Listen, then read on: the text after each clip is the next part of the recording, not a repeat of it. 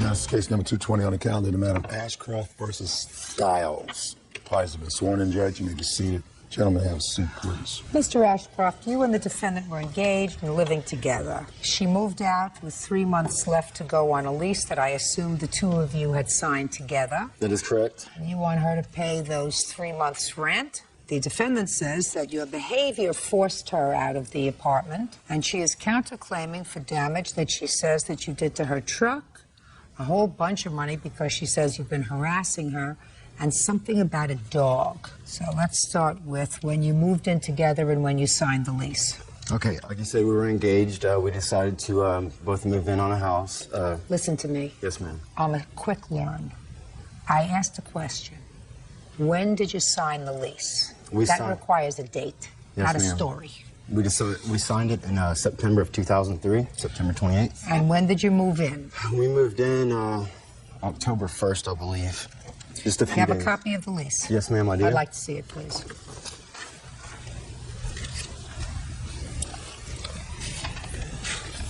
And what was your agreement with regard to paying for the expenses on this apartment? We had came to a mutual agreement that we would both pay half. Is that correct? Yes, ma'am. How many people were supposed to live there? Two. Me and Julie were the only ones that were living in the house at the time when we first. And your dog? Yes, ma'am. Okay. Monthly rent was $900. Yes, ma'am. Now, you moved out when? About June 15th. Is that about right? It sounds about right. I have the 25th.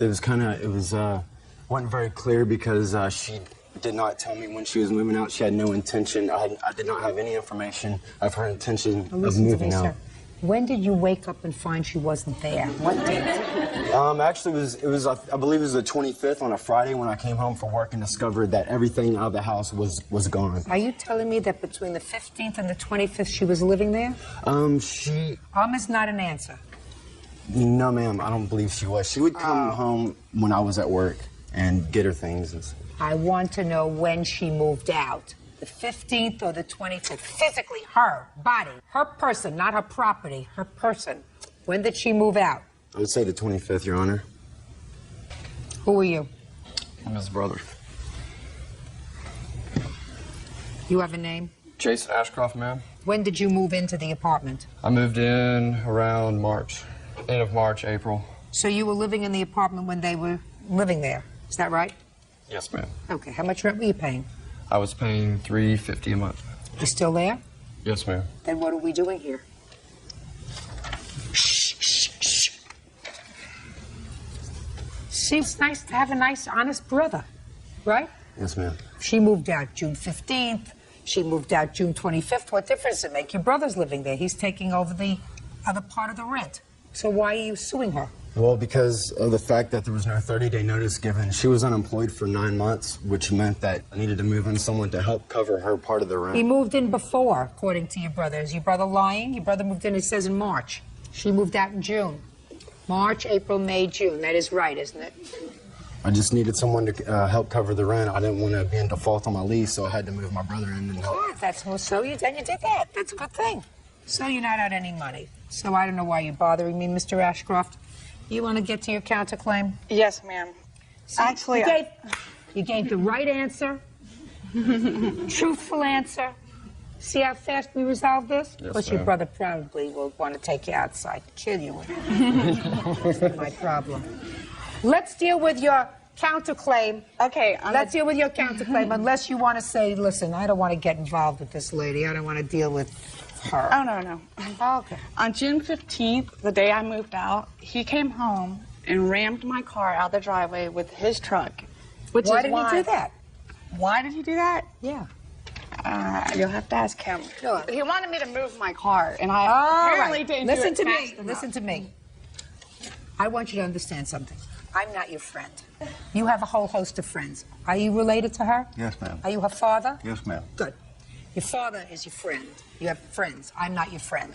So when I say to you, why did he ram your car with his truck, there was a reason. The reason was he wanted you to move your car, and you weren't moving it fast enough. Correct. And you were having an argument with him. Correct. All right, there you go. You see? You've been around the block a few times, and you understand things, so that he didn't just wake up in the morning and say, I'm going to ram her car with my truck. We were arguing, He had asked me at that time, told me that I needed to leave, to move out of the house.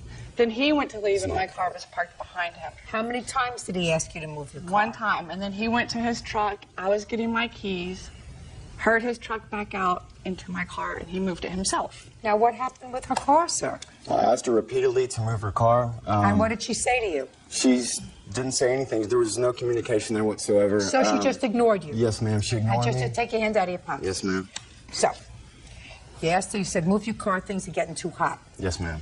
And she was giving you the old passive-aggressive. She wasn't moving, she wasn't getting the keys, she wasn't getting this, So, you got into your car, and what did you do? Your truck? She was parked a few feet behind my truck. As I was trying to get out, I tried to maneuver my truck to get out, and accidentally hit her car. Okay, so you understand that you have to fix that. Yes, ma'am. You have an estimate? Yes. What's the estimate? I have two, both for $700, one 702, one 703. Okay, $700. When you have a bad temper, that's what happens. What else? Also, I would like to add his harassment. Also on that day when he came home, he kicked in the bathroom door, pushed me against the wall, told me to leave. He calls my work, continuously harassing me. What is he asking you for at work? For money and for money. Well, he's not going to And stolen property, Your Honor. For a frying pan. Listen to me. Listen to me. A frying pan and a Take your hands out of your pockets. This claim that you filed here has nothing to do with property. It had to do with rent. Now you're not going to call her anymore for money. Excuse me, ma'am? You're not going to call her anymore for money. Right? Yes, ma'am. You've litigated it and you lost. We're just dealing now with her counterclaim. So don't bother her anymore. And your brother is going to tell you that he thinks that's a real good idea, right? Yes, ma'am. Judge Judy continues in a moment. I purchased the dog. You can keep it, that's fine, but I would like my money or the dog. Do you have a receipt for that? Shh. Don't take your hands out of your pocket. And later today, The dog just came straight out into the road. My fiance Christina was just like, oh my God, we just hit a dog. And then we found it just laying on its side. real cases, real people. Judge Judy. Josh Ashcroft says ex-fiancée Julie Skiles broke their apartment lease. Julie says Josh's behavior forced her out of the home. Now, he's not going to harass you anymore. Now, you want to tell me this story about the dog that you didn't get. What kind of a dog is it? It's a boxer. And when we first split up, I was going to get the dog. He was going to give it to me. But then after the arguing and all that, he decided that he was going to keep the dog. I purchased the dog. You can keep it, that's fine. But I would like my money or the dog. The purchase, you have the receipt for that? Shh, shh, don't take your hands out of your pocket. How long have you had the dog? July of 2003, a little over a year. And where are you living now? I live in an apartment now. And where do you live? I live in the same residence, a three-bedroom house. And the dog has a yard? Yes, ma'am. So you would say that the dog is better off with him. Yes, ma'am. That's why you left the dog. So, correct. What do you want? I want him to pay me the cash I paid for the dog. You can't get that. Okay? And I can't get the dog either. Of course not. No. The dog is happy where the dog is. It's in the dog's well-being. I agree. Take your hands out of your pockets and dog's don't world speak over until there. you're spoken to, Mr. Ashcroft. So far, you don't get any money for him harassing you. He's not going to bother you anymore. You made him pretty mad if he hit your car with his truck. I don't know what the argument was about, nor do I care, quite frankly. I got enough to worry about my own arguments. He owes you $700 for the damage he did to your truck, because he did that because he was angry. And when you have a bad temper, you have to pay for that, right? Yes, ma'am. So your counterclaim in the amount of $4,150 for harassment, the dog, and the kitchen sink is resolved this way. He pays you $700 to get your car fixed. And you, instead of having this lovely damsel as a roommate, have your brother. Good luck to you both. Yes, ma'am. Parties are excused. You may step out.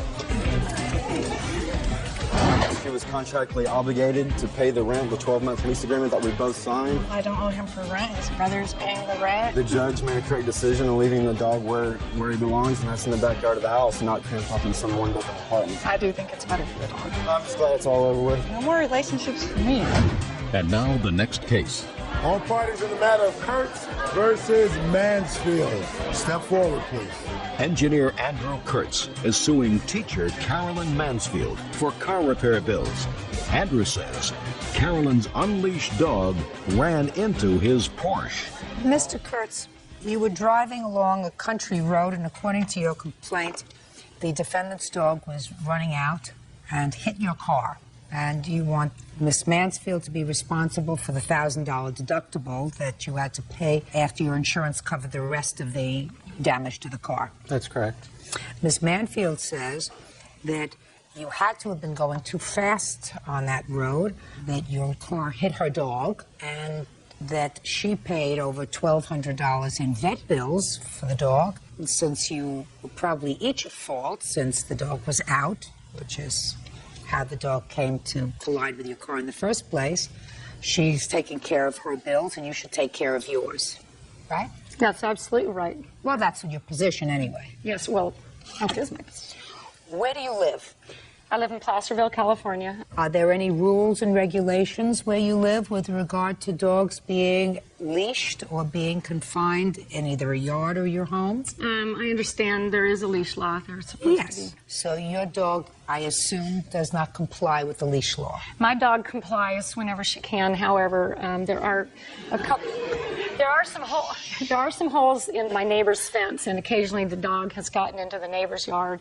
On the day in question, I did not know the dog was out of our yard. In fact, my husband and I were getting ready to go to a Christmas party. It's December 21st, about 4 o'clock, and I turned to my son. I said, "We're getting ready to go to the party now. See you later." And Charlie said, "Well, I'm going out to the backyard to play with the dogs." And I turned around, I saw one of our... How many dogs do you have? Two. And I saw What one kind of of dogs are... Pardon? What kind of dogs are they? They're mutts. They were both strays that eventually showed up, and we just didn't quite get them to the pound, and now they're ours. And how long have you had them? 7 years. And how often does this particular dog get out of your yard? Well, anymore, not at all, but Then, at that time, pretty often. okay. So you were on notice that your dog knew how to get out. But my dog, this is the truth, Judge Judy, my dog is extremely streetwise. I know that sounds crazy, but this dog had grown up, had about 2 years in this area. It was a wild dog. We had seen it around, and I decided to try to tame the dog so that I could catch it. Animal control would not pick it up unless we could contain it. So over a period of about 6 months, I was able to tame the dog, and by then I just kind of fell in love with her. She has absolutely become a part of our family, and this dog never ran into the road or in front of a car. The dog would literally go to a driveway and look both ways before it crossed. People would note that.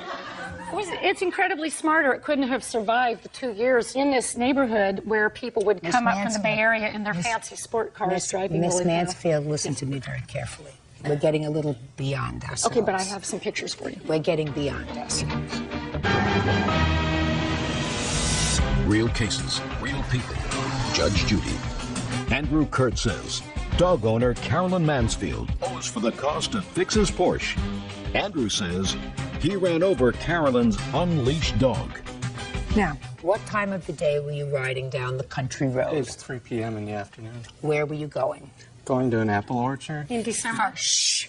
Miss Mansfield. Miss Mansfield. Okay.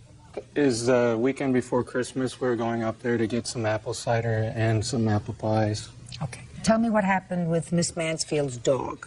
I was driving along the road, and the dog just came straight out into the road, and it was in full stride when I hit the dog with the car. Did you stop? Yeah, I just took my foot off the gas and watched the dog in the rearview mirror.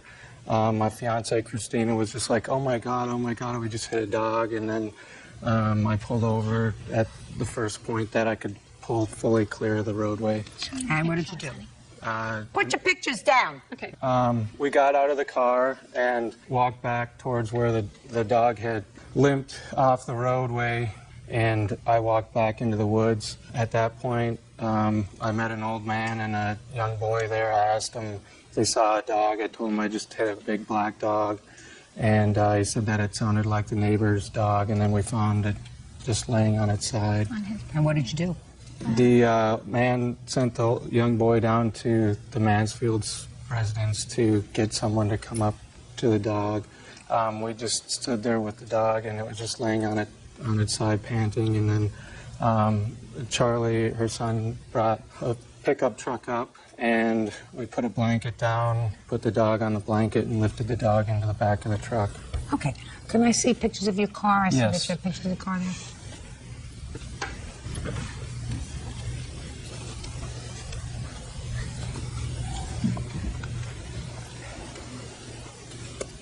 I'm surprised that what's this dog's name, Lucky? Lucky. He sure was lucky. Because I'm surprised that this dog survived. Lucky was not supposed to survive overnight. She had severe She? injuries. Okay, but she did? She's among the land of the living. Good, and she's now in a fenced-in yard. Yeah, as a matter of fact, we're using the buried wire with the electric shock, and she's That sounds so like what you petrified. should have been using before. And that's exactly why I paid my own vet bills, and I decided I would not sue somebody for hitting the dog because How I could was you trying sue to him take for- I was trying to take my responsibility and pay the dog's vet Miss bills. Mansfield, you have a law where you live that says that dogs have to be under your control at all times, either on a leash if they're out, in a fenced yard, or in your home. But for the fact that you broke the law, your dog would not have been hit. May I show you some of these pictures and explain one thing? You There can are some- show me anything you like. Okay. You must Okay. accept the fact that but for the fact that you broke the rules, your dog would not have been hit. Okay, but I contend the dog may not have been in the road. We have a friend who was killed right there where Mr. Kurtz pulled over. He ran right into that tree. If you don't negotiate that turn, you're going to hit that tree. And in fact, before you hit it, you will go straight over our neighbor's driveway. where the Listen dog to me. used to lay down. Miss Mansfield, I don't care if he went up into your neighbor's living room. But that would be private Listen to me. Okay. If he went up into your neighbor's living room and hit your dog, the rule says your dog must be under your control at all times. But for the fact that you, who had notice that your dog got out frequently and roamed around and was safe most of the time. Most of the time, she was really smart and really lucky. Didn't hurt anybody, didn't get hurt herself. This time she did, and it's your fault. Okay, Listen to me.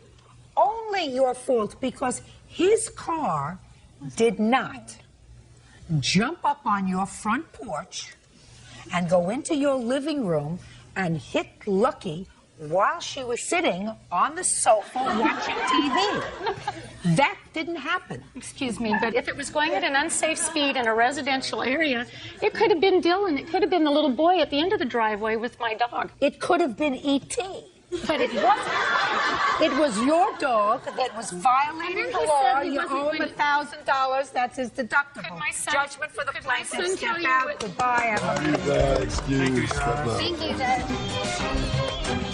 This is case number 193 on the calendar in the matter of Richard versus Davis. Parties have been sworn in, Judge. You may be seated. Folks, have a seat, please. Is this your mother? Yes. Mr. Richard, it is your claim that the defendant, along with two others, vandalized your home a little over a year ago. Is that right?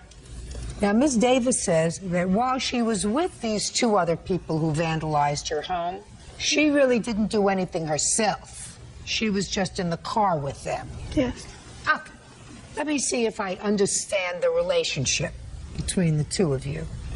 Your mother was dating his son. No. She wasn't dating his son. She was what with his son? He worked on her cars and he helped fix things around her house. You mean there was no relationship other than that of a handyman with your mother? Is Yes. that what you're telling me? Yes. Is that right? Yes, ma'am. Is that right, sir? No, sir.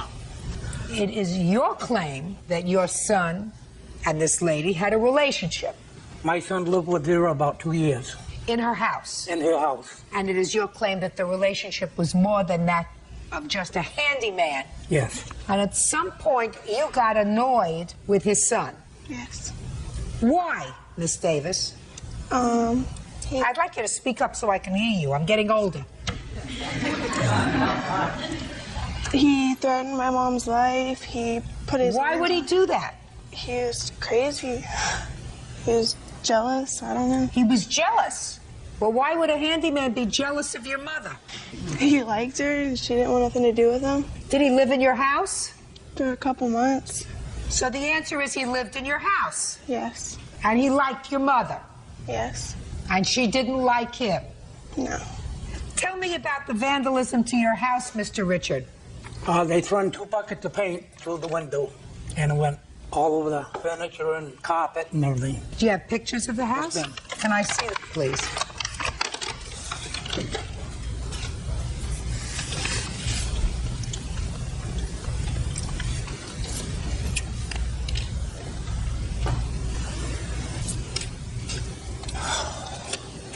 Had your son moved home when this happened? No, he was living with me because we was remodeling the place.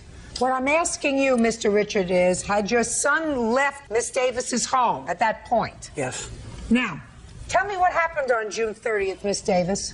I want you to keep your voice up and keep your eyes over here.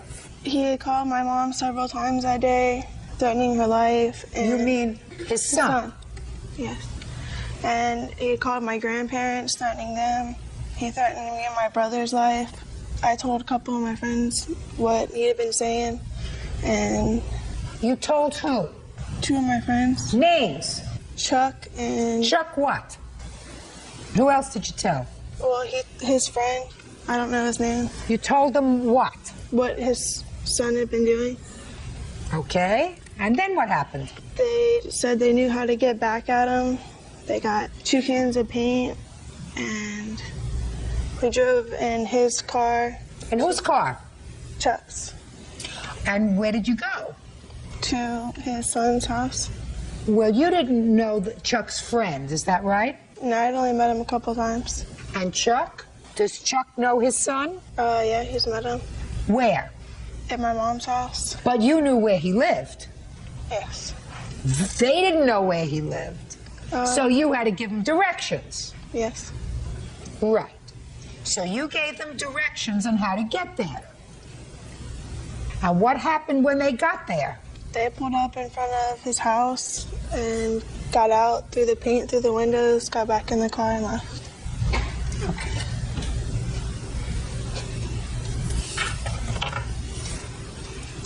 On June 30th, my friends took it upon themselves to vandalize Tony Richards' house. That's what you wrote here, right? As is stated in the police report, I didn't throw the paint, so no charges were filed. Did you tell the police that you went to Chuck's friend's house when they gathered the paint together? No. No. Did you tell the police that you gave them directions on how to get to Mr. Richards' house? No. No. How come you told me? Because I asked you? Yes. And because you knew that you couldn't lie to me. Is that right? Yes, ma'am. What makes you think that you are not responsible for the damage to Mr. Richards' house? Because I didn't do it. Because what? I didn't actually throw the paint. Is there something wrong with you? No. You are responsible. You instigated it. You were involved in gathering the materials for the vandalism. You were responsible for directing these other 2 people, if they were in fact the ones that threw the paint, directing them how to get to Mr. Richards' home, something that they did not know. You are responsible. You understand? Judge Judy continues in a moment. Your son is in all probability a nut. That doesn't mean that she wasn't a lonely lady. But your son is a nut. And later today, How long have you been married, sir? 43 years, August 31st. And without asking you anymore, you've had enough. That's right.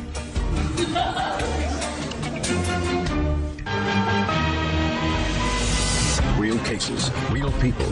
Judge Judy.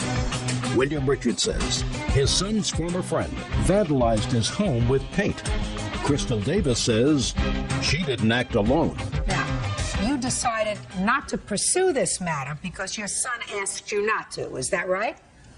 My son did it on his own. I didn't know nothing about it. Did what on his own? He didn't press charges. on it. Because he made a deal with her mother. Drop the charges. That she would not file charges against him if he wouldn't file charges against them. The next day, she filed charges against my son. Is your son in jail now? Yes, ma'am. Is he crazy? No, ma'am. How many times has your son been arrested? I say 3 or 4 times. That is not true. Step up. Ms. Davis, clearly you exercised poor judgment in having this person move into your house. I'm surmising that there was more to this relationship than either you're telling me or that your daughter's telling me. There's more. There's more. Okay. Do you know how many times Mr. Richards' son was arrested? 36 times on separate accounts. Can I see, please? Yes. How many of those involved you? He was never arrested on my account, unfortunately. Okay, but he was arrested 36 times on other charges. On other charges, such as armed robbery, all those there listed. Check if the defendant's criminal history reveals that he has been arrested 36 times on such violent charges as armed robbery, breaking and entering, prowling, burglary, DUI, carrying a concealed weapon, a machete, drug possession, felony battery. I don't know nothing about that. Well, you gotta listen, you gotta pay more attention to what's happening in your own family, Mr. Richard. You understand? Yes, sir. Okay. That, madam, does not excuse trashing his house. You understand? Yes, ma'am. Can I see the bill for cleanup of this house, please? Your Honor. What? May I get to say something? Sure. All these papers here are restraining orders that I filed. I think he's a bad person. Miss Davis, that doesn't give your daughter license to trash Mr. Richards' house. Do you understand that? I understand that. Right, it doesn't give her license to take the law into her own hands and throw paint through a window at his house. I understand that, Your Honor. Good, that's all. It's not all. What this man has put us through, and Which my man? family, his son. He is not responsible for his 43-year-old son. Are you responsible for what your daughter did? In a way, yes, I guess I am. Good, then you can pay the damages. His son put you through a lot. What possible motive would you have to bring a nut into your house? He was referred to me as a mechanic and a handyman. So you bring a 40-some-odd-year-old man into your house. You have no idea about his background. It turns out he's been arrested 36 times. That doesn't make you a genius. Well, in any event, his son may have caused you all kinds of aggravation, but that doesn't give your daughter license to trash Mr. Richards' house. And if you don't see it, then I understand why you brought this 40-year-old felon into your house. Your Honor. What? My son met her at a bar. Listen to me. Your son is where he belongs. He is in jail. I hope. But this is what brought everything up. Listen to me. To this deal. Listen to me. So. Your son is in all probability a nut. That doesn't mean that she wasn't a lonely lady, but your son is a nut. That doesn't excuse what she did, and for that you're going to get paid. And since her mother says, well, I'm partially responsible for what she did, she can help. I certainly wish the law had helped us in all this whole time. Madam, if you exercised better judgment, you wouldn't be standing here today. That doesn't excuse what Mr. Richards' son did to you and your family. It doesn't excuse the fact that the law may have been slow in moving to get him out of your life, but it does not excuse your daughter's criminal behavior. So what about responsibility of the two gentlemen who did do actually throwing of the paint? Listen, you can, if you like, sue them and say, my daughter didn't act alone. There were 3 of you.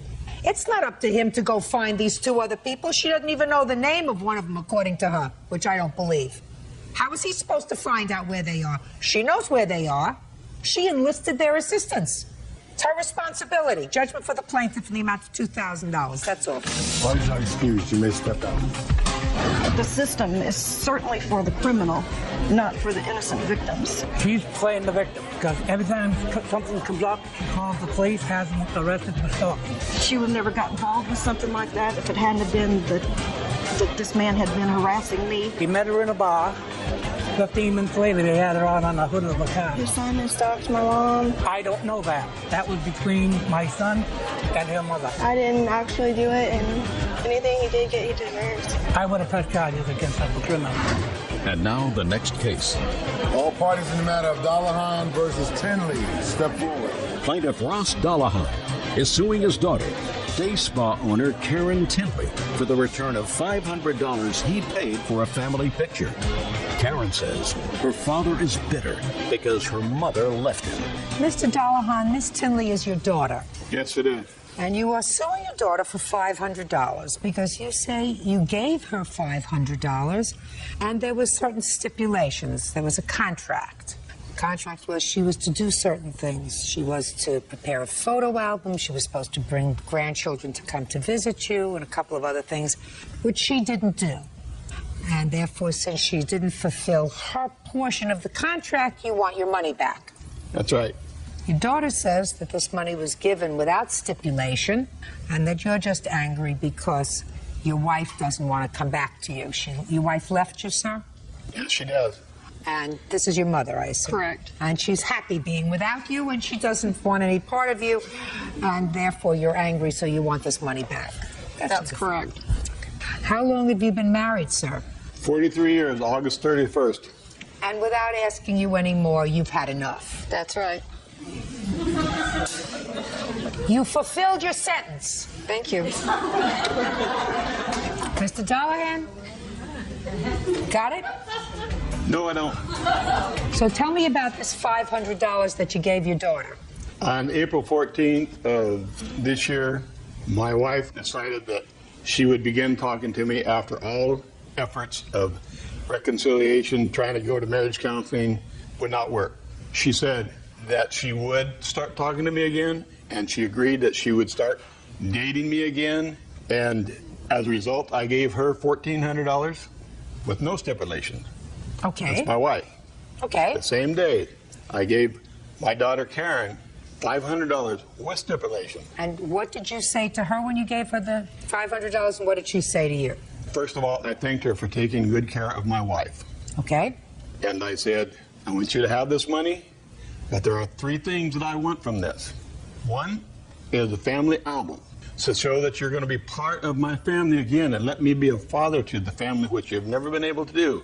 The other stipulation was that she allowed me as a father to prepare a meal for her, her husband, and 2 daughters to come into my home so I could tell them as a father what I would like to see as a family reconciling. Okay. And the third one was take the money that I give you that is left over from the album. I want you to divide between the 4 of you. Which 4? Her husband and her 2 daughters. So? So the first of the next month, I talked to my wife on the phone again, and I asked her about if she had the album made for me, and she said no, because she's been hauling the girls around too much. Go ahead. Anyway, I said, well, can I come by the house and pick up the album? My wife said, I don't think that's a good idea. She said that there was no album. How could you pick it up if there was no album? That's right. Yeah. She never did that. Okay. So then my wife decided to break off all communication with me, and as a result, because I didn't get what I asked for, I called up, and even though she wouldn't answer the phone, I left a message that I wanted the money returned. And she did not return the money. Okay. Tinley, I'll hear you. For one thing, there was never any photo album mentioned at all. Look at me. What was mentioned? He handed you $500. Right. What did he say? He says, well, here's $500 for taking such good care of your mom. And I says, I don't mind taking care of my mom. You know, she's my mom. I love her. I'd do anything for her. So to me, that was a gift. Well, what did he say about photo? He said, I would like to have a family picture. And I said, I don't have one. He says, well, he says, you've got money. He says, you can have one made. I didn't have a problem with that. Good. So. What else? Did he say anything about bringing your family over to his house? Not to his house. He says, I have something I want to tell your family. Because up to this point, he has never admitted that he was wrongdoing with my mom or anything. And he admitted that to my mom that day. He says, everything that has happened is my fault. And I was surprised to hear that. Okay. But 2 weeks later, I mean, I don't have a family that lives at home. So to get a family picture done in 2 weeks is a little bit impossible for us. Okay. So what happened? So he called and said, where's the picture? Conversations, he'd been calling and was not being very nice on the phone. So we quit answering the phone. If his number came up, we didn't answer the phone. 2 weeks later, one of the messages was, if you don't do what I want you to, you just send the money back, baby. That was his words. I remember that. All right. So what I'm getting, Miss Tinley, is minimally in his head, he expected a family picture for this $500. Right. In his head. You have a picture of you at home? I do. You have a picture of your 2 daughters at home? I do. So this is what I want you to do. I want you to take a picture of you, the 2 girls, take them over to a drugstore where they have one of those machines where you put the pictures in and it makes a copy. Right. You're prepared to do that? I can do that. I can do that at my home. Perfect.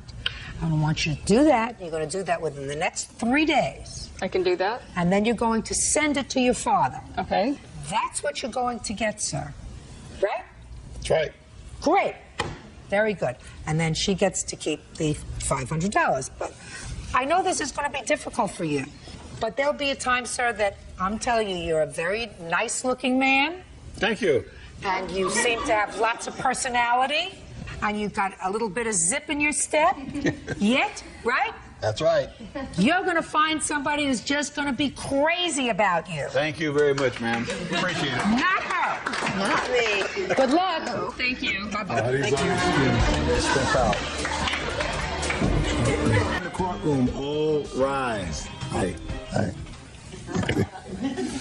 Now, this is case number 255 on the calendar in the matter of Thomas versus Johnson. Parties have been sworn in, Your Honor. You may be seated. Folks, have a seat, please. Anybody who's been to court before, raise your hand. Were you a litigant? No. Traffic court. And you? Criminal court. Criminal court. I assume you weren't a prosecutor. No. Right? No. Okay. So we all know what court's about. Court's about telling the truth. Truth. So that's what we're going to do today, right, ladies? Yes.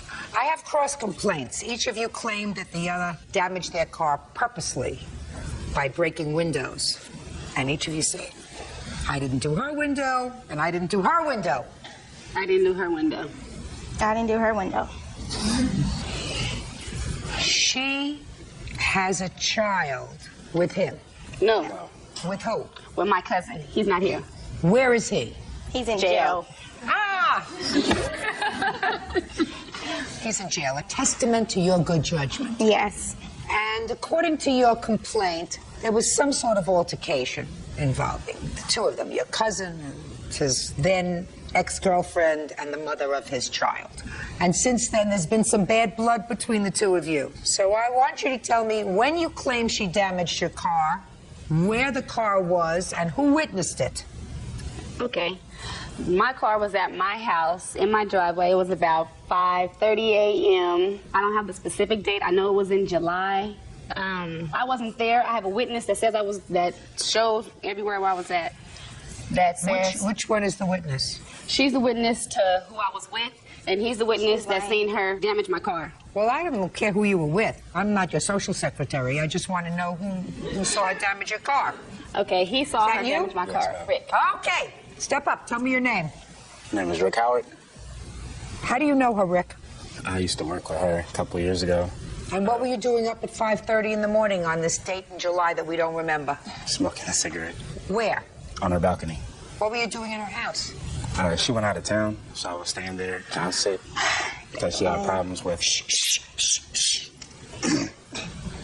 She has problems with her neighbors, so I was staying there. So you got up very early. You went out on the balcony to smoke a cigarette. Yes, ma'am. And what did you see? I heard an alarm go off, so I went downstairs because I thought it was my car, because my car's been stolen before. When I ran downstairs and I turned the corner, I seen Tiffany standing behind the car, like with a blunt object in her hand. With a what? Blunt object. And did you know Tiffany before? I don't know her, but I know of her. When you say you know of her, had you seen her before? Yes. No. Where had you seen her before? At a high school. How many years ago? Like 4 years ago. And you hadn't seen her in 4 years? No. Get to you in a minute. Okay. What did you say to her? I was like, hey. I just yelled out, hey. And when you yelled out A, what did she do? She left. How did she leave? She got in her car. What kind of car? A white car. So what did you do? I went back upstairs. Well, didn't you go and look to see what happened to her car? Nah, I figured that the window was broken because I heard the window break. So I went back What do upstairs. you mean you figured that the window was broken? You mean you didn't go over to look at the car? No. You figured it wasn't your car, you didn't have any... Nah, it wasn't that it wasn't my car. It was just that I heard the window break. So she had an object in her hand, so I figured that the window was broken. So I went back upstairs to get my phone, and then I came back downstairs. When you got your phone, who did you call? I called April. Where was she? Somewhere in the Bay Area. And you told her what happened? Mm-hmm. Did you call the police? Another lady who was standing across the street, I called the police. Did the police arrive that day? Yes, I did. Did you speak to the police? Yes, I did. Did you give them a description of the person that you saw? Yes. Did you tell them who it was? Yes. You told them by name? Yes. Did you get the name from Miss Thomas, or did you get the name from knowing her yourself from high school? Thomas told me her name from a picture, because she has a picture of her in her house. So when you told her somebody just came and busted the window out of your car, and they had a white car, and she said to you it must have been Miss Johnson, is that right? She didn't say it must have been Miss Johnson. Like, she looked familiar from the pictures that she has in her house, and that's how I recognized her, other than I knew her from high school. What are you doing with a picture of her in your house? I have a picture of her and her son at my house. We have like a lot of family gatherings, and she comes because her son is included in our family. And when we were tight, we used to take pictures, and I'd keep them in my house. And even though they're not together, that's still his mother, so I would have the pictures. Okay. Now, Miss Johnson, let's get to you. Okay. Nope, I didn't ask you a question yet. Don't start. You may be seated. Now, it is your claim that Miss Thomas busted a window in your car. Yes. When do you claim she did that? And this was in June. I never seen him a day in my life. I didn't ask you anything about that. I asked you about your car. Okay, this was the real story. We was at a club. We went to a Listen club to me. in June. I'm in charge here. Okay. Judge Judy continues in a moment. You didn't call the police. No. You didn't speak to her afterwards and say, you better fix my car. No. You mean you just got even? No, but she's trying to say... No. I asked you a question. No. I think you did. And later today, Who should pay for his window? They weren't antagonizing the situation. I'm asking you who should pay for the window. They should pay for it. Who's they? real cases, real people. Judge Judy. April Thomas says her cousin's ex-girlfriend, Tiffany Johnson, vandalized her Dodge Neon by breaking her window. Tiffany says April did the same thing to her car. In what month do you claim she damaged your car? June 25th. What time on the 25th of June? 12:30 to 1 o'clock. In the morning? No, at nighttime. Yeah, morning, yeah, it is morning. Where was your car? At a club. So tell me what happened. I was parking. My cousin pulled in first. I was parking my car. And as I was parking my car, Miss Thomas jumped in front of my car and told me I cannot park here. She is saving this park for my friend, and she's on the freeway to get there. So you're moving into a spot. She blocks the spot, and she says, I'm saving it. Yes. And you said? You can't save a park. You can't stand and save a park. It's free parking. I was so close to hitting her for her just standing in front of my car. So I just parked my car and got out. And she's third. Just a second. So she's standing in the parking space, and you said, well, you're going to get run over, but I'm parking here. Yeah. So you parked there in the spot. Yes. Okay, and she ultimately moved out of the way. Yes. Okay, got it. It was my friend's birthday. That's how I remember the date, because we were all going out. And as I got out of my car, she's talking about, you don't want it like this, or you already know about these hands. You don't want to see nobody in my family. We just started talking a lot. Just started talking to me. I don't want this, and I just walked away. So we walked down the street by the clubs. Then we walked to Old Sacramento, and I just had a funny. Holy. You went to the club. What happened when you got to the club? We didn't go in because it was about to close anyways. And from there you went back to your car? I went to Old Sacramento, walked to Osac. I don't know where that is, nor do I really care. When did you go back to your car? In like 20 minutes. 20 minutes after you parked your car and had this altercation with the plaintiff, you went back to your car. And what did you find when you went back to your car? 1,000 pieces of glass broke all over my driver's window. And it was so many people out there telling me, the girl that you Don't tell me what anybody else said. Driver's window. Yes. What window of your car was broken? My back windshield. Okay, so you found your window broken. Yes. Now, other than the fact that you had had this altercation with her about the parking space, yes, did anyone else who was here today witness her damaging the car? Crystal. Crystal. I'm going to take your testimony, Crystal. Stand up. Crystal, how do you know Miss Johnson? I don't know her. Where do you work? I stay at home with my son. And what were you doing at 1 o'clock in the morning on June 25th? I was going to the club too. Who were you going with? Some friends. Tell me what you saw. Okay, Tiffany had pulled up. April jumped in front of her, told her she couldn't park. And then Tiffany parked anyways. Got out of the car and started walking off. April started yelling at her. Tiffany walked off. One of April's friends had pulled up a couple minutes later, and they had got in the car, drove off, came back. Like a few minutes later, April had got out of the passenger side, threw something at Tiffany's car, and jumped in the car and took off. And how come you stayed around the parking area that long? Because I was sitting in the car across the street talking to some friends. How did it come about that you met Miss Johnson and told her what happened to her car? Well, we were still there when she had come walking back. So you told her what you saw? Yeah. Did you call the police, Miss Johnson? No. How come? It was late at night. I just knew it was her. That's why I didn't even call the police, because I didn't even think it would go this far with me and her. I know April for a long time. Well, did you call her the next day? No, I asked her cousin, my son's dad, told me that she was going around the family acting like she done something very well. And he was mad because all the glass that was in my car, my son cut his hand. So you mean you didn't call the police? No. And you didn't speak to her afterwards and say, you better fix my car? No. I don't understand that. You mean you just got even? No, but she's trying to say... No. I asked you a question. No. I think you did. Okay, I did. That's my girl. That's it. Yeah. You didn't get mad. No. You got even. Yeah. Love it. Like when it works. Like it when it works. Right? Yep. Very good. So how much did it cost you to fix your window? Can I add that also she must have stuck something in my door lock because it doesn't turn anymore. How much did it cost? Listen. I'm listening. How much did it cost to fix your window? It was $344 for the window, and it came to $253 for the tint. For the what? The tint on the window is tinted black. Why? Because all my windows are tinted black to keep the sun out.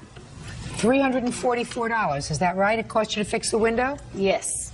How much did it cost you to fix your window? $300, and I had to get a rental car because I have to wait till my window to come in. It cost you just about the same amount of money. Yes. Right? Did you Yes. both feel good afterwards? Hello? Did you feel good? I didn't do anything. Oh, Sure you did. gosh, yes, you did. Of course She's you a did. devil in disguise. Of course you did. Now, my only problem with both of you is, I mean, you're acting like children. Yeah. Which is, shh. You're acting like children. The only problem that I have with both of you is, why do you visit your childish behavior on the court system? Why do we have to become involved in your childish behavior? You both did something wrong. It ended up costing you both money, right? Yeah. Goodbye. Case is Judge dismissed. Judy, you may step out. I didn't think it would come this far with her breaking my window. I admitted that I went back and broke hers. She thinks that I broke into her car when I didn't, so it's just plain out ignorance. I guess she want to be like me, but she can't. You can see that she's ignorant. She doesn't know the day from night, from 12 a.m. to 12 noon. I'm cuter than her. She is just really anal and acts like a true baby mama. We would call it ghetto. Her attitude is ugly, just like her face. She's a sloppy CH. And now the next case. All parties in the matter of Terry versus Barnes. Step forward, please. General contractor Stephen Terry is suing his neighbor, 24-year-old restaurant manager Roger Barnes, for throwing a rock through the front window of his house. Roger says Stephen's brother was antagonizing him. Mr. Terry, Mr. Barnes is your neighbor. It's your claim that on a particular date, which you'll tell me in a moment, he came to your house, he was drunk, he took a rock, he threw it through your window, you want him to pay for the window. Mr. Barnes says it wasn't a rock that broke your window, it was his jacket that broke your window and its heavy buttons, so he's not paying for your window, right? Right. What date did he break your window? It was St. Patrick's Day this year. Is that right? Yeah.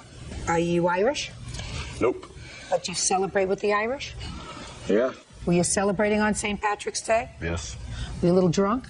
A little bit. Okay, so your jacket broke the window? Yeah. No, not yet. Yes was good. Yes was good before. Yes, so you should stick to yes. Yes. Tell me how it came about that your jacket broke the window. Well, actually, I was at my house with my brother here. He's a witness. Just get to the window, will you please? All right, well, we got an argument. I'm interested in the jacket. How the jacket, which was on your body initially, left your body, according to you, caused the breaking of Mr. Terry's window. Well, I was outside, and we were in a big argument. Who was in an argument? His brother and this guy named Eric. And basically, I thought I was going to have to defend myself against these two guys, and I ripped it off and flung it to the side, and as I did, it broke their window. Well, show me how high the window was, sir. It's about at the bottom of the window. But when you say you flung your jacket, you indicated you flung the jacket to the ground. Like this. Over that way. Now, show me how you do that, sir. Show me how you do it up high enough to hit the window. Yeah, Don't hit Mr. Terry again. Sorry. You could feel it. It's a pretty heavy jacket. So it was the jacket that broke the window. Yeah. So it's not your fault. Well, if they wouldn't have been antagonizing me outside, it would have never happened. I was trying to leave and go back to my house. We were in a big argument. Let me ask you this question. Was Mr. Terry there? Mr. Terry was there, but was he antagonizing you? No, Stephen wasn't. And who has to pay for his window? Yeah, I don't think I should. Well, who should be? Bird should pay for his window? No. Maybe I should pay for his window. No. Maybe this camera person should pay for his window. No. What do you think? No? Who should pay for his window? If they weren't antagonizing the situation. I'm asking you who should pay for the window. I think they should pay for it. Who's they? Stephen and Ryan. But he wasn't responsible in any way, sir. I know. It's not his jacket. Did you get beat up that day? Nope. So maybe you were wrong about them trying to antagonize you. You think it's possible that the libation that you consumed on St. Patrick's Day impaired your judgment? Is that a possibility, Mr. Barnes? Well, they just set me off. Is that a possibility that the libation that you consumed on St. Patrick's Day impaired your judgment, sir? Probably had a little bit to do with it, but not much. All right. I'm not going to torture you much more, sir. This is my daily exercise. It's my breathing exercise for the day. You understand that? Do you think that the fact that you were drinking had more to do with the fact that the window got broken than Mr. Terry? Well, I mean, if his brother wasn't out... Not his brother. Okay. I am not my brother's keeper. I'm talking about Mr. Terry. Okay, no. So that your drinking had more to do with the window than Mr. Terry's... Then Stephen did, yeah. So this is what I suggest you do, sir. How much was the window? I have a bill for it. I'm a contractor. I fixed it myself. So. Good. How much was it? $500. What? It's an old window. It broke both the panes. And they're old windows. You're only suing for $325, sir, so don't tell me that you paid $500 to have the window fixed. I didn't pay for it. That's how much I would charge to do it myself. But that's okay. How much did you pay for it? It's for the glass and the materials. Yeah. $100. $100. And you are a contractor, so you bill for your time. Is that right? And how much do you get paid for an hour? $55. $55 an hour. How many hours did it take you? 7. Suing for $325. That's very reasonable for a window. Now, this is what I'm going to tell you, Mr. Barnes. I want you to listen to me very carefully, because you're not clouded by libation now, are you?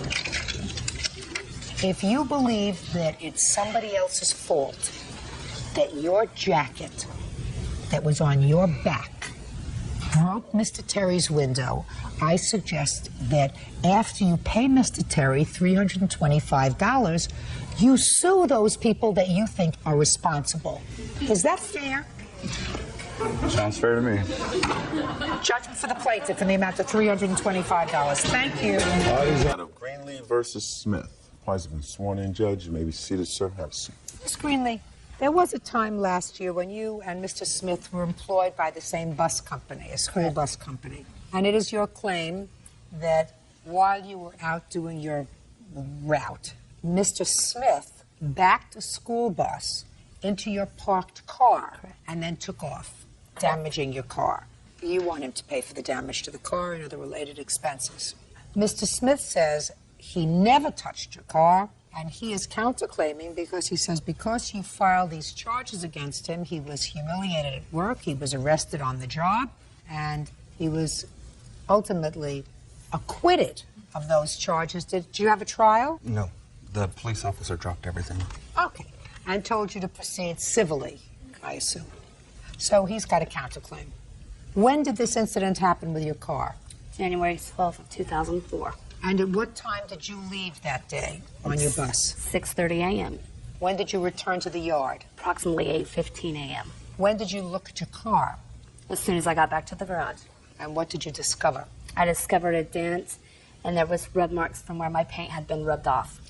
Do you have photographs of it? Yes, I do. I'd like to see the photographs. And I also have a videotape of the bus actually hitting the vehicle.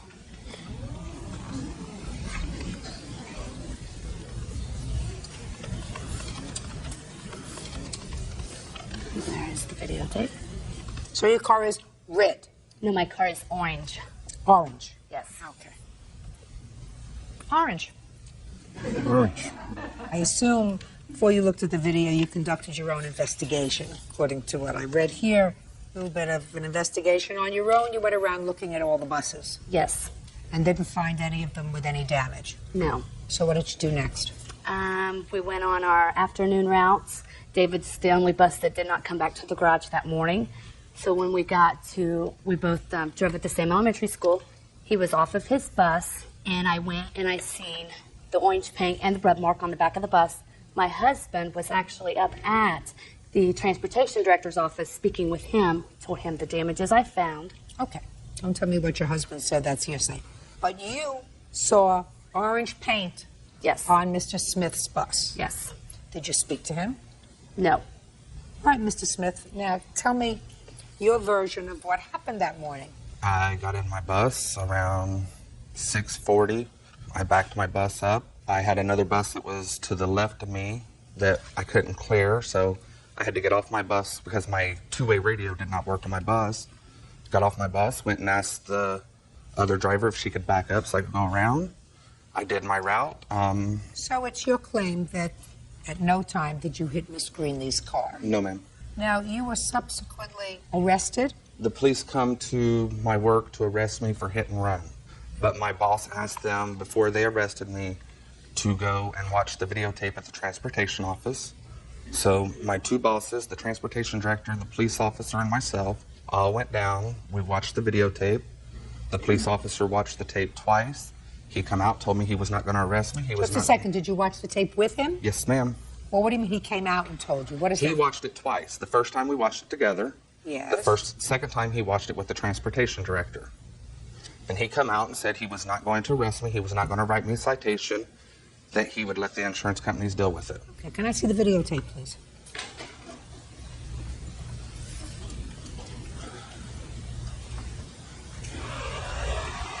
As you can see, David's entering the bus.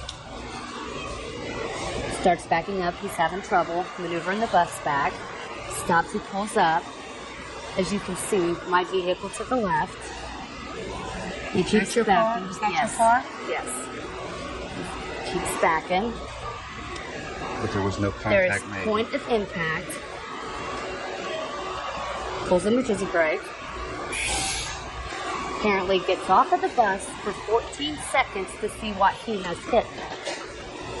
Well, there's certainly a shadow back there now that I see. Yes. Gets back on the bus and proceeds to take off. Okay, if I hit the vehicle, why do I sit there for 30 seconds before I pull off? What are you asking me a question for, Mr. Smith? That wasn't a bus back there. That was a car. Yes. What you told me a moment ago, Mr. Smith, was that there was a bus behind you. There- There was a bus that prohibited you from making a turn. You got off and you spoke to the bus driver and asked her to move. I saw no other bus back there, The bus sir. was to my left. I saw a car that you came dangerously close to if you didn't hit it. Yes, ma'am. What I'm saying is I couldn't make my clearance. That's when I got off my bus to go ask the lady if she could back up so I could go and make my clearance to the left. Not a big deal, Mr. Smith. You just should have accepted responsibility and said, it was a total accident. I didn't mean to hit your car. I will certainly pay for the damage. And be finished with it instead of making... hit her. You did! You hit her car. No, I did not. Yeah, you did. Yeah, you did. Unfortunately, we have electronics to establish it. If you look at the tape like the police officer did, you will see I did not hit her car. You think his eyes are better than mine? No, you just have to pay close attention to the tape. Sir, you have something from the police officer that says that you didn't hit her car? No, ma'am. You have a statement from the police officer, even though it's hearsay, which says, listen, tell your insurance companies to take care of it. This isn't worth my arresting you for hit and run. Nobody was injured. You're two reasonable people, working people. Let your insurance companies take care of it. That's what the police officer said. He didn't say that you didn't hit her car. Okay, can I see your estimates on having your car fixed, please? Did you have your car fixed? Yes, I did. Good. You're not working for the same bus company anymore? No, ma'am. Right, good. What year car was this? 2003. I'd purchased it 6 months prior to it being hit. Did you receive insurance coverage for it? Yes. My insurance company paid for it because approximately 14 days after the accident, the bus company's insurance said they could not find who was at fault because they never requested the tape. Well, what was your deductible? $450. And then I also had to get a rental car, and that total was $138.57. And I have my Why are credit you card. suing him for $5,000? I'm suing for the deductible, the rental car, the actual damages to pay back the insurance company because my rates are going up because of the accident, and also $2,801.94 in punitive damages for the stress, the mental anguish that I went through over a year and a half of dealing with this incident. Unfortunately, you don't get paid for that. So your deductible was $450? Yes. And you rented a car for $138? Yes. It's $588. Could have resolved the whole thing. I don't owe her a dime. You do too. I do You not. hit a car. I did not And hit you her car. And it may, Mr. Smith, be giving you the benefit of the doubt because this didn't look to me as if this was this kind of crash. It looked as if the bus was going very slowly and maybe you just eased into it with the bumper. But if you could see the damage, even if I eased into it, it's not going to cause that much damage. You have an expert that's going to testify to that, sir? I can get one. What did you think you were coming here for, a tea party today? This is it. You've been hucking around with this lady for well over a year. No, Pay her the $588. That's what you owe her. You were wrong. Say, I was wrong. I'm sorry. I know that that's sometimes hard, but that's what men do. I'm sorry. I was wrong. I should have resolved it then. That's all. Parties are excused. You may step out. You just don't want to admit and be a man and say I did it and I'm sorry. That's all I wanted from it. He's a deceitful person and I want nothing to do with her. I've never spoke to him a day after the accident happened. We used to be good friends and we had us falling out. I'm finally glad that justice did come out finally. And now the next case. All parties in the matter of Lucy versus Todd. Step forward. 18-year-old Christine Lucy is suing the father of her daughter, 19-year-old Fred Todd, for damage to her car. Christine says a drunken Fred kicked her door. Miss Lucy, this young man used to be your boyfriend. Yes. And you have a child together with him. Mm-hmm. And you claim that he has a bad temper. And because of his bad temper, he kicked or slammed your car door on 2 separate occasions, causing some damage. Yes. Mr. Todd says that your car is old, that you both lost your temper and slammed the car door.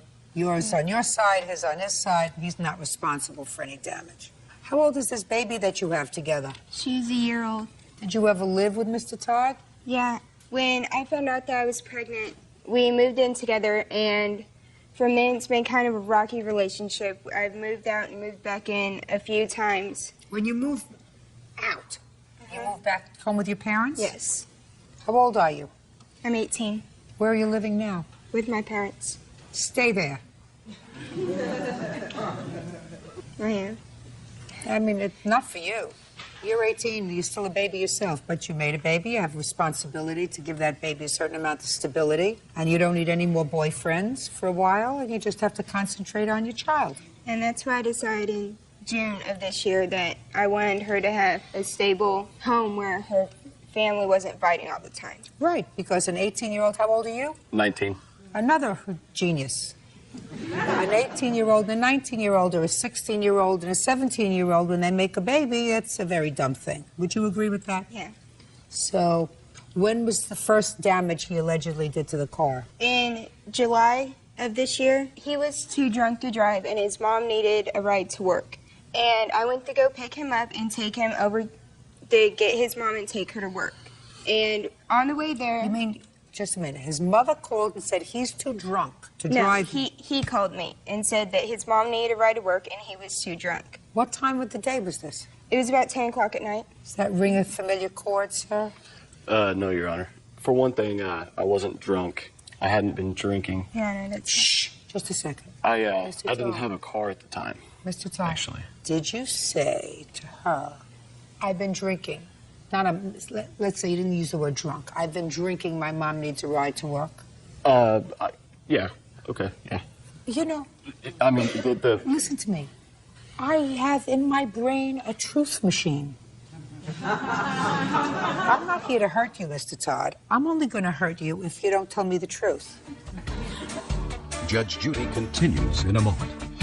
what's my business is that she's taking my daughter around those people. It's not your business unless there's something wrong with these people. Well, You're so not her morals monitor. You know, Just like she's not your morals monitor. Real cases, real people. Judge Judy. Christine Lucy says the father of her child, Fred Todd, kicked her door during a drunken argument. What kind of work were you doing in July? I'm a dock worker, as a matter of fact. Were you making good money? Well, at one job I was making $15.50 an hour, and at the other job I was making $13 an hour. How many hours a week? About in between 30 and 40 hours. And the other ones, it was sometimes from 20 all the way up to 40 hours. So you're working at least 50 hours a week? Yeah. How much were you giving her? I'd say in between 50 and 60. Shh. So, of the $1,250 that you were making, you were giving her between $50 and $60 a week for the baby. Yeah. What were you doing with the rest of your money? I had to buy a car. I owe money for things. I have a lot of bills. I live on my own. Just, I mean... Were you living on your own in July? Oh, yeah. I've been living on my own since I was 17. So... Now, so tell me about this. Now we're going to get back to the car. The first incident when I went to go take his mother to work, on the way there, we got into a fight over his drinking and him not giving me any money for our daughter. And he got upset. And when we got there, he opened the door and he kicked it to keep it open. And when he did that, I guess it shifted my car door because the door was flush with the front panel. What kind of car do you have? I have a 97 Grand Am. All right, when was the next incident involving the car? The next incident was early the next week. He wanted to talk about some things, so I told him that he could come with me on my errands and talk to me on the way because I was very busy that day. And so we didn't talk a whole lot while I was doing my errands. It was on the way back. He tried to convince me to get back with him and try to start a relationship again. I told him that I didn't want to. I wanted to stay at my parents' house, try to build my own life, and he got very upset about that and lost his temper. He started yelling at me, and then when we got to his mom's house so I could pick up our daughter, he did the exact same thing again. He opened the car door and kicked it. But You mean kicked it open? Yeah. Kicked it open, didn't kick it closed, kicked it No, open. he kicked it open. It was actually the hinges in the door frame were so far bent that you couldn't open or close my door. Can I see the estimate? Sure. Good. The pictures are here. Good. Okay, Mr. Todd, now I'm going to hear you. Well, we went out to get it inspected, and she, as soon as we broke up, she immediately started dating again, immediately trying to replace me, immediately trying to get I don't know if she was trying to get another father for my daughter or what she was trying to do. So it made me angry because I'm my daughter's father, and she's not going to replace me. I'm not going to let her. And, Well, what do you mean replace you? I don't understand you mean replace you. I don't want to bring in a whole bunch of guys, into my daughter's life, in and out of my daughter's life, because that's not, I don't feel that's a good situation for her, to grow up in with guys in and out, of her life all the time. What makes you think, sir, that the plaintiff is going to bring a whole bunch of guys in and out of your daughter's life? Because within the first 4 months of us being broken up, she's already had 3 or 4 in and out of her life already. Just to say, 3 or 4 what in and out of it? She 3 or lived with 4 guys. How, you mean that she's dated? Yeah, but she's taken my daughter around and brought them around my daughter. So, I mean, if you're telling me that she's lived in the 4 months that you've been separated, she moved in with one guy, and then she moved out, and then she moved in with another guy, and she moved out, and she moved in with another guy, and she moved out, I would say to her, you're doing the wrong thing, and I would say to you, if you don't like her conduct, and if you think her conduct is damaging to the child, and that would be damaging, go to court and seek custody of the child. And we're in the process of that. Just a second. But if what you're telling me is she's dated 4 people since the 2 of you split up, that's none of your business. No, you're right. You're right. It is none of my business. But what's my business is that she's taking my daughter around those people, and I don't want my daughter What do you mean around those people? I don't know what you mean. You mean when she goes out with them, she'll spend a Sunday afternoon with them in the park? She'll bring them back to her mom and dad's house. So that's not your business. But they're around my daughter. That's not your business. May I ask why? That's not your business unless there's something wrong with these people. Well, you're not her morals monitor. The, just like she's not your morals monitor. Get to kicking the car. So, that was what the argument was about. So we was arguing about that, and we come pulled about which you were wrong. Okay, about which I was wrong. Absolutely, because you're not going to like it 2 years from now when you have a new girlfriend who moves in with you, because I have a feeling you like to have somebody live with you. And she says, I don't want my daughter over there, but sleeping over. He sleeps with this woman and they sleep in the same bed, and I don't want that. I'm going to tell you the same thing. That's none of your business. When a 16-year-old and a 17-year-old are dumb enough to make a baby, you got to make concessions for the next 20 years. Think about having another one. Got it? I would have 3 jobs if I were you, so that you kept busy. Why did you kick her door? I didn't kick her door. Actually, we was pulling up to my mother's house. The second time isn't when I don't think that it could have got damaged. The second time, we both got out of the car when we was arguing and slammed the door. Just a minute, but her door opens. But what I'm saying is, I think it was the first incident. If I can explain that to you, I think that's what damaged the door to make it do that the second time when I So you mean you just started it the first time, but the second time it was real? You pushed it over? I didn't kick her door. Is what I'm saying. Just listen to me. You were the passenger. Yeah. Door doesn't close. Okay. She could slam her door. Okay, but her door closes and opens. Mm-hmm. You got it? Yeah. Charging for the plaintiff for the amount of $1,022. That's all. Thank you. Counted in the matter of Ergenson versus Lindner. Parties have been sworn in, Judge. You may be seated. Folks, have a seat. Mr. Urgenson, it is your claim that Mr. Lindner's employees vandalized your house and your car. And Mr. Lindner says he wasn't there. As far as he's concerned, there is no proof that his employees did anything to your house and your car. Who do you live with, sir? Myself and my 2 daughters. How old are your daughters? 17 and 19. What kind of work do you do? I'm an electrical contractor. And you have a restaurant? Yes. Sometime in July, according to what I read, you ordered some food from Mr. Lindner's establishment. Have you ordered from him before? Many a times. What did you order? And a pasta salad and a turkey sandwich. And did they deliver it? Yes. Remember what date that was? The 22nd is the date of this, yes. No, the 22nd. The first order. Well, what happened was... For a sandwich and a salad. We ordered a couple times and asked for extra Italian dressing prior to that. Well, I understand that, sir. I read the complaint. I read your complaint very carefully. Sometime before this incident, you had ordered a sandwich and a salad. Which was 2 weeks before. That's what I want to know. 2 weeks before this incident. And you had ordered a sandwich and a salad with extra dressing for the salad. What kind of extra dressing did you want? Italian dressing. couple extra cups. And had you ordered that before? Yeah. And had they always accommodated you before? Yes. Who was the salad and the sandwich for? Me and my daughter. My oldest daughter. Who was eating the salad? Who was eating the sandwich? Or were you sharing? Sharing. And your order came, and they didn't send the extra dressing. They didn't send any dressing. So you called back the restaurant. And what did you say to them? I asked them, they didn't bring me any dressing. I talked to one of their guys in there. He said, we're very sorry. We'll be out in 10 minutes. And I said, please do, because I don't want to wait another 40 minutes for like I had to wait for my order. I want the salad dressing right away. No problem, sir. We'll be right out there. Waited about 40 minutes, almost an hour. Nobody showed up at my door. I called and I said, can I talk to the manager? And he says, I am the manager. I said, well, I've been waiting for my dressing now an hour. They didn't bring me any. Well, I didn't know. He said, I didn't know anything about it. We have no drivers anymore. They all went home. And I got angry with him. I said, well, I want a credit on my food then. And he said he wasn't going to give me full credit. And I said, I would like full credit for $12. I couldn't eat anything. You couldn't eat the sandwich? Not by that time, because we normally put the salad dressing on the sandwich, too. That's why we order extra for the salad and the sandwich. The girls like it. They like the extra vinegar and stuff. So we got mad. The manager hung up on me.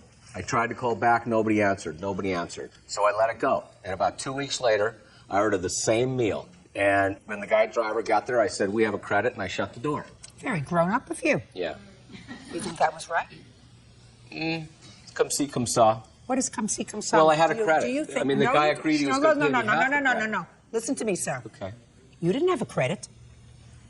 You said you wanted a credit. No, the manager also told me he's going to give me a credit on the salad, but not the sandwich. That's right. That's what you just told me. He said, Right. well, we will certainly, sir, give you a credit on the salad, because if you run the kind of house where you don't have any dressing at all in your house for 3 adults, if you can't eat the salad, we're sorry about that, but we're not going to give you credit on the sandwich. You decided you wanted a credit on both.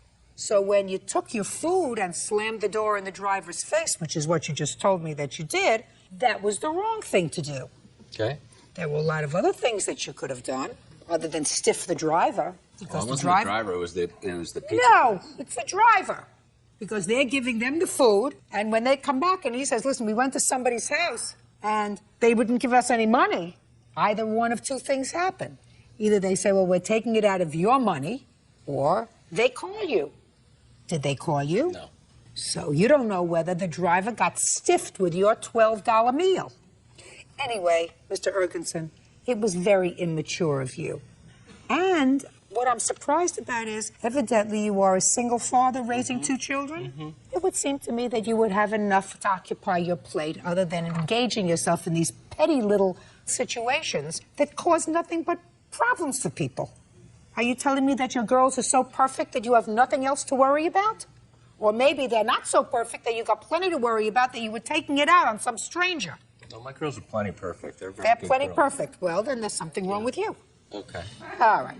Now, For a single father that runs a business for 20 years and raises 2 girls since I've been 2 and 4, I think I'm pretty good. well, then I want to tell you something. If your girls are perfect and you run a nice business and you don't have enough to do with your time, I'd start volunteering a little bit more, because this business is ridiculous, petty baloney. So now what you're complaining about is that the next day, No. 2 days later, No. that night, That night, I had 4 guys come to my house and try to strong-arm me for $12 at my door and threaten to ask me to come outside so we can take care of outside. okay. And I So shut you the had- door in their face. So this little escapade of yours, then, 4 people came back to your house and wanted the 12. Just a second. And said they wanted the $12. Yeah. And again, you slammed the door in their No, face. I told them I have a credit. I said, where's the manager? The guy, this one over here, says, I am the manager. And I said, you're the manager from the place? Well, great. Do you remember this? He says, no. And the other guy that's not here today says, oh, you were the one that complained about the salad dressing. I said, so you know about it. You know what happened 2 weeks ago. He said, yes. I said, okay, then you have a credit with me. If you have a problem, tell the owner to call me. We'll deal with it in court. If you want to sue me for 12, sue me for 12. So that's how it happened. They threatened me in my house. Volunteer. It was a stupid thing to do.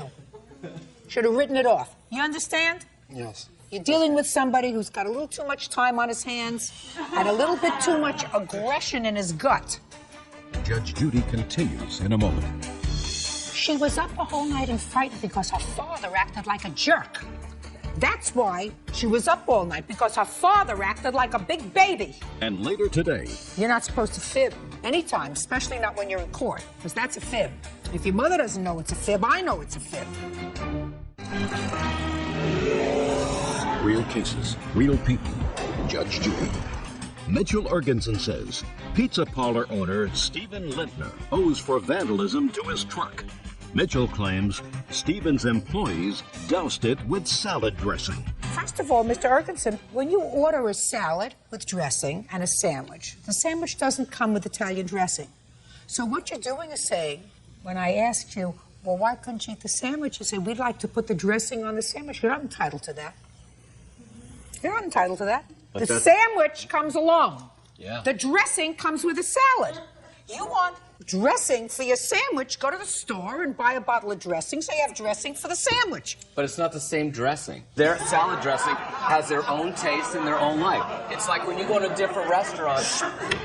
When you go into different restaurants, do you like different salad dressings that different restaurants serve you? Mr. Ergensen, listen That's to me what very happens. carefully, sir.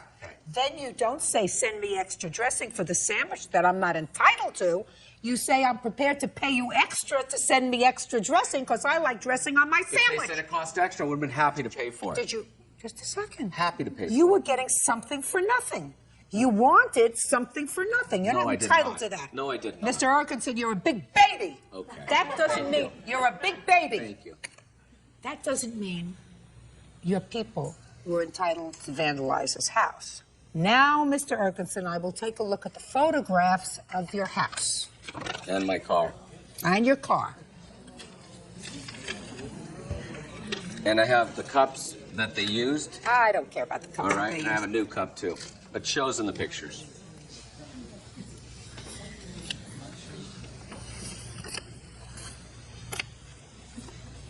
And I also have repairs that you might want to see. Let me see the bills. Mr. Lindner, the way to respond to someone who is behaving in an immature way is not to stoop to their level. There isn't a question in my mind, after examining these photographs, that this vandalism to the plaintiff's house was done by someone in your employ or in the employ of the restaurant. No question. You get me? Yes, ma'am. Ah. Now, I don't know whether you went home. I don't know whether they said, listen, he deserves it. What he did was he was acting like a baby, acting like a big baby. But you don't take the law into your own hands and commit a crime. Absolutely not. You want to file a police report and say he stole food from me? That's your prerogative. He did. It would be no different from him coming into a restaurant, having a meal, and getting up and leaving. And saying, well, the last time I was here, I didn't have a good meal, and I wanted a credit, and they wouldn't give me a credit. So this time, I'm enjoying my meal, but I'm not paying for it. No different. What he did was, he stole from you. And for that, oh, yes, you did, sir. There is no difference from what you did than if you walked into their restaurant or walked into a... I'm speaking. No different than if you went into a restaurant, ate, didn't like the meal, they wouldn't give you a credit. And a week later, go back to the same restaurant, order the same meal, and get up and leave. And if the police came, they would have arrested you for theft of services. Because that's what it is. They still had no right to vandalize your house. Do you understand? Yes. You don't resort to that sort of behavior because he acted like a jerk. And came to my house and threatened me in my house. No, ma'am. And my daughter will attest to that too. Listen, I don't want to get your daughter involved. It's bad enough she Yeah, had to she be was involved. It's frightened bad enough enough she had to be involved with it She was because of frightened your the whole night stupidity. from these guys doing this. No, listen Yeah, to me. she was. Listen to me. She was up the whole night and frightened because her father acted like a jerk. Okay. That's why she was up all night, because her father acted like a big baby. Cost you $229.23. Is that right? And lost wages in my work. Well, that's too bad. Captain lost wages in acting like a jerk. They're not allowed to vandalize your property. Cost you $229. I hope it felt good. Do you understand? Yes, ma'am. Just 1 second. $229.23 less 12. 217.23. Judgment for the plaintiff, that's all. Parties are excused. You may step out. Apparently, I didn't bring him his dressings, which I did offer to bring back, which he did not want. I just wanted my order the way it should have. When they didn't bring me any, I was a little upset. He yelled at me for a good 6 minutes or so in the middle of the street. It's about principle. I just think it's about respect between customer and business. He was enraged, and he slammed the door in my face, and that was it. And now the next case. All parties in the matter of White versus York. Step forward, please. Lisa White is suing business owner Susan York for the cost to repair her vehicle. Lisa claims Susan's son, 8-year-old Dylan, hit it with a rock. Miss White, it is your complaint that Miss York's little boy, I assume this little boy, was throwing rocks in the street, and one of the rocks hit your car, causing some damage. That's correct. And you want his mother to pay for the damage. Miss York says she doesn't think her son was responsible for that. He was merely rolling rocks, although she wasn't there. She says that it was really your conduct that was outrageous on that day. So tell me when this happened. It was approximately 7 to 7:15 in the morning on May 12th. I was on my way to work. I was traveling down East Yacht Drive. Where is that? It's in Oak Island, North Carolina. As I approached the intersection where the children were, they were in the street. How many children were in the street? Approximately 5, 2 boys and 2 or 3 girls. I assume they were waiting for the school bus? That's correct. Okay. As I approached, I noticed that they were playing in the street, so I slowed down. They moved to the shoulder of the intersection. One little boy was throwing stones into the other empty lot across the street, and as I approached, Dylan threw a rock at my car, and I heard it hit. You saw him do that? Yes, ma'am. So you stopped your car, and what did you do? I got out, and I'm like, you, come here, what's your name? And I said, look at what you've done to my car. I said, where do you live? He said, down the street. I said, you get in my car, and I'm taking you to your mother to show her what you're doing at the bus stop. Well, he had extra stones in his other hand, and he threw those down. I said, no, you pick those up, you put them in my car, and we're going now. So he got into the car, and I took him straight to his mother's house. I told him to go upstairs and take the stones with him to show whoever was there. I didn't know which parent was home. I said, take those and show them what you've been throwing at my car, and send them downstairs to talk to me. And she came down to talk with me. And what did she say? Well, she asked him, did he do it? And why did you do that? I told you not to throw stones. I told her. And what did he say? He's like, well, it was an accident. I'm like, no, it was not. I saw him do it. He said to his mother it was an accident. That's correct. Is that right? Yes, ma'am. Stand up next to your mother. Dylan, how could it be an accident if you were throwing the stones? I was rolling them across the road, and she was going like 70. Dylan,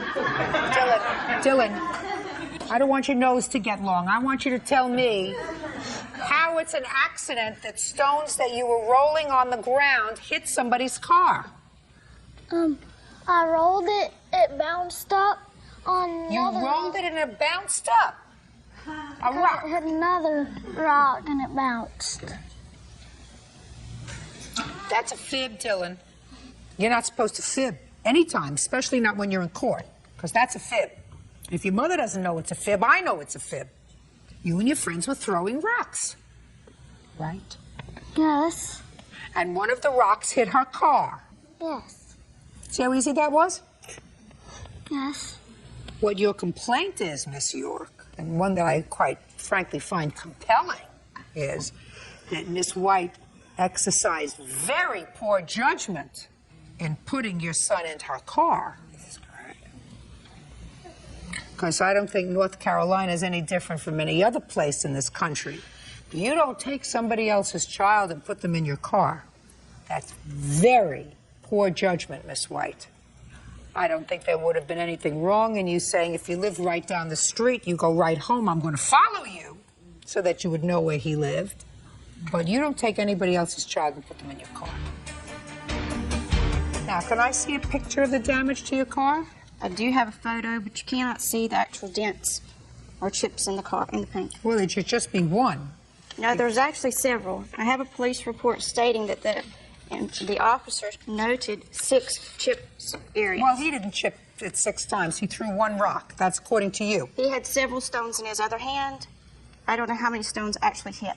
I don't know how many children were involved in throwing stones, but you said to me, I saw him throw a stone. I heard it hit my car. There's a difference in hearing 1 or hearing 6. Your Honor, may I say something? Mm-hmm. When she drove to my house, I saw 1 little dot, and then in return, it ended up being dents. I never saw a dent. She even herself said it probably won't be much. Well, what she's suing you for is $300. Yes, ma'am. Which isn't much. I think what your complaint is, quite frankly, despite the fact that I read your answer gave me the same malarkey that he was rolling stones. Children don't roll stones. They throw stones at cars. And that's what he did, because that's what he just told me he did. Right, yes, ma'am. So you're responsible, because if you want to make sure that your son doesn't do that, and I assume he's done it before, right? Not that I'm aware of, no, ma'am. Never heard of him throwing rocks before? Not at cars. At anything? I mean, he's a little boy. I guess he does throw rocks, yes. Okay, well, if he's a little boy and he throws rocks, then you should be out there with him waiting for the school bus. Your Honor, I would like to say when he came home from school, I'd asked him what happened. And he admitted that he had been rolling rocks. Rolling rocks doesn't... Rolling rocks, throwing rocks, and 1 hit her car. And then he proceeded to show me how she forcefully put him in her car. I have a written statement for... I don't take statements from people. She had no right to put him in the car, take him in the car, ask him to get into the car, pick him up. Absolutely no right to do that. He wasn't injured. He went off to school that day. Did you go off to school that day? Yes. Did you have a good day in school that day? Yes. So he wasn't injured, emotionally or physically. But she did the wrong thing, and I've told her she did the wrong thing. So I read her the Riot Act. You still have to pay to have a car fixed. That's fine. Judgment for the plaintiff in the amount of $300. That's all. Thank you. You're welcome, Judge. Parties have been sworn in, Your Honor. You may be seated. Ma'am, have a seat, please. What's your first name? Jennifer. Jennifer, this used to be your boyfriend? Yes. Your mother's complaint is that on 2 separate occasions involving 2 separate cars that she bought for you, you allowed Mr. Wonderful over here to drive the cars and he totaled them. Yes. The first incident, there was insurance, and there was a $500 deductible. Second instance, she bought you another car. You again allowed, what's your first name? Dion. Dion, to drive the car because you don't learn from your mistakes. And he totaled the second car. Yes. Then you decided you had enough. Yes, that's correct. When was the first accident, Dion? January 26th. Tell me about that. I asked her to leave me the car in case I Were you needed living to go. together? Yes. How long had you been living together? Approximately 6 months. You asked her to leave you the car. Why? In case I needed to go somewhere because I didn't have insurance on my vehicle at the time. Where was she going? She was going to school. And what were you doing that day? I was just sat at home all day until I went to pick her up and had an accident. Was that a weekday? Yes. Well, were you going to school at the time? No, I wasn't. Were you working at the time? No, I wasn't. Why not? I'm not really sure, Your Honor. Well, how long was it that you weren't working, Dion? Approximately 3 months. Who was supporting you? Get her a copy of that book, Beauty Fades, Dumb is Forever. You were supporting him? I wasn't really supporting him. My parents were helping me pay the rent. I was just helping him out. So your parents were supporting him? They were helping, yes. News to me. See what you find out? What do you do for a living? I'm a housewife. And your husband? He's an investment representative. So he works? Yes, he does. Very hard. How long have you been married? 22 years. In the 22 years that you've been married, how many months has your husband been out of work? None. Never? Never. Right? Never. How old are you? 22 years old, Your Honor. Before you moved in with Jennifer, where were you living? At my parents' house, Your Honor. What does your father do?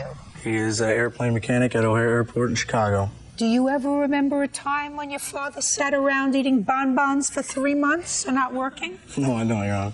Why do you think that is, Dion? Because he has children to pay for, Your Honor. Because he likes to eat. Yeah. And he doesn't like to live in the street. No. Now, when you left your parents' house, were you working? Yes, I was. Where were you working? Cub Foods. Doing what? I was in the meat department, cashier, What happened to that job? I lost it. Why? Due to too many absences. Why were you absent? I was sick, road conditions, stuff like that happens. What was wrong with you? I had the flu. I mean, for 3 months? No, not for 3 months, but I mean, I was out of work for 3 months. All right, now let's get to the first accident, Dion, because I've tortured you about your responsibility in growing up long enough, because even I'm getting bored with it. I don't know if I'm getting through to you, sir. If you want to be a grown-up and live out on your own, you have to work. 22 years old, still not fully cooked, probably, but that doesn't mean you live off the kindness of strangers. She's a stranger to you. She has her own children, and if she's supporting her daughter, and if her husband is supporting her daughter, they don't have to support you, too. That's true. Thank you. So, you asked her to leave you the car just in case you wanted to go looking for a job that day. True. I almost forgot how entertaining this could be. Sort of forgot how dumb people can be. All right, so you kept the car so you could go and look for a job, but you didn't go and look for a job. Where did you go, Dion? I didn't go anywhere. You mean the car had an accident in the house? How did that happen? Explain that to Officer Byrd. He would really like to hear that. I was on my way to pick her up from school, Your Honor. Had you gone anywhere else that day? No, I haven't. You just stayed home and watched Oprah? Yeah, I guess. That's what you said. No, you tell me what you did. Oh, well, I didn't watch Oprah, but What did you watch? You watched me. Yeah. Sometimes, yeah. Like I said, you would have watched me more frequently, Dion, you would never be here today. Never. That's true. That's true. That's true. Okay, so you went to pick her up from school, and what happened? I was at a four-way stop. I stopped at the stop sign, looked both ways, looked forward. Nobody was going. So I started going. Here comes a car. Bam. Took off the front end, airbags, everything. Okay, so this car came out of nowhere. Well, it was sitting at the stoplight, at a stop sign, when I looked left, and it wasn't going. So I just barely tapped on the gas, just started going. And then here comes this Mustang out of nowhere. The plaintiff says you got a ticket for failing to yield. True. So then I guess the accident was your... No. Did you pay the ticket? No, I didn't. Did you have a trial? Yes. Were you found guilty or not guilty? I didn't go. Well, if you didn't go, then you were found guilty? No, I wasn't, because they still got the insurance money. We're not talking about insurance money, we're talking about ticket.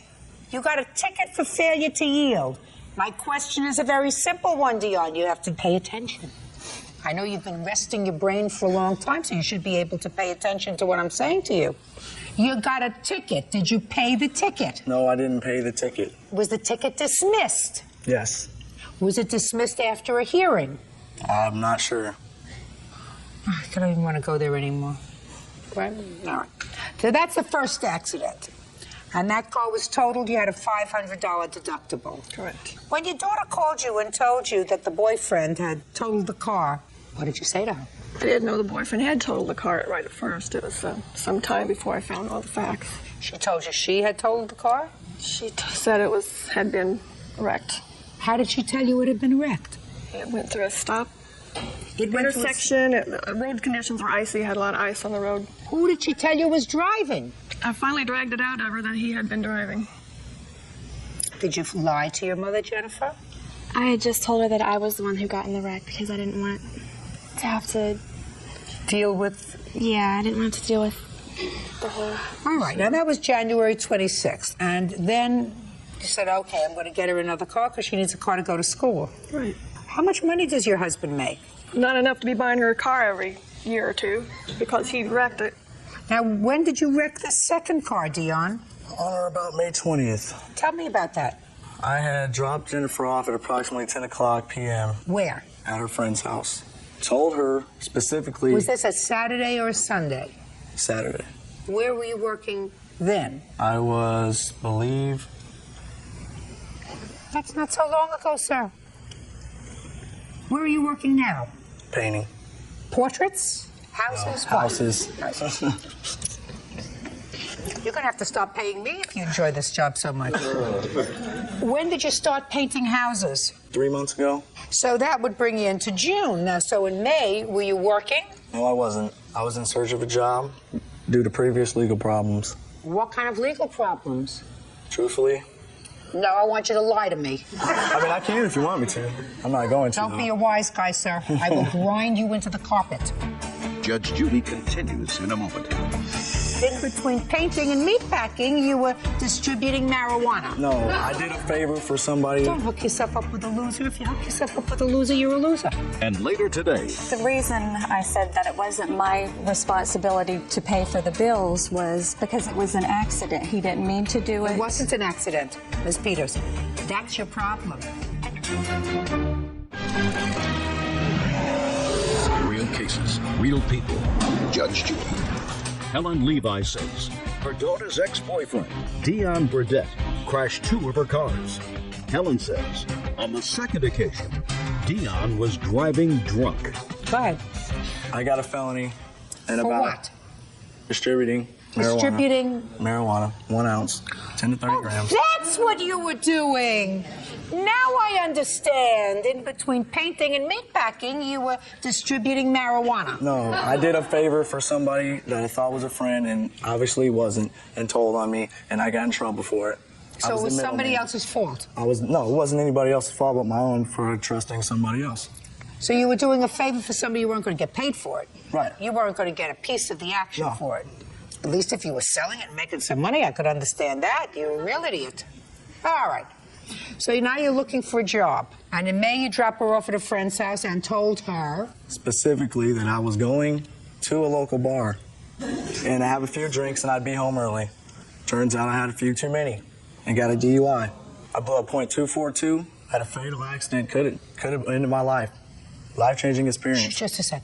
It wasn't fatal. No, it wasn't fatal. I mean, You have it to could watch have been. your words with Right. You have to watch your words. Sorry. You didn't kill Let me anybody. read it. No, I didn't kill anybody, but it could easily happen. I ran into a pole going 70 miles an hour. So why aren't you responsible for the car, sir?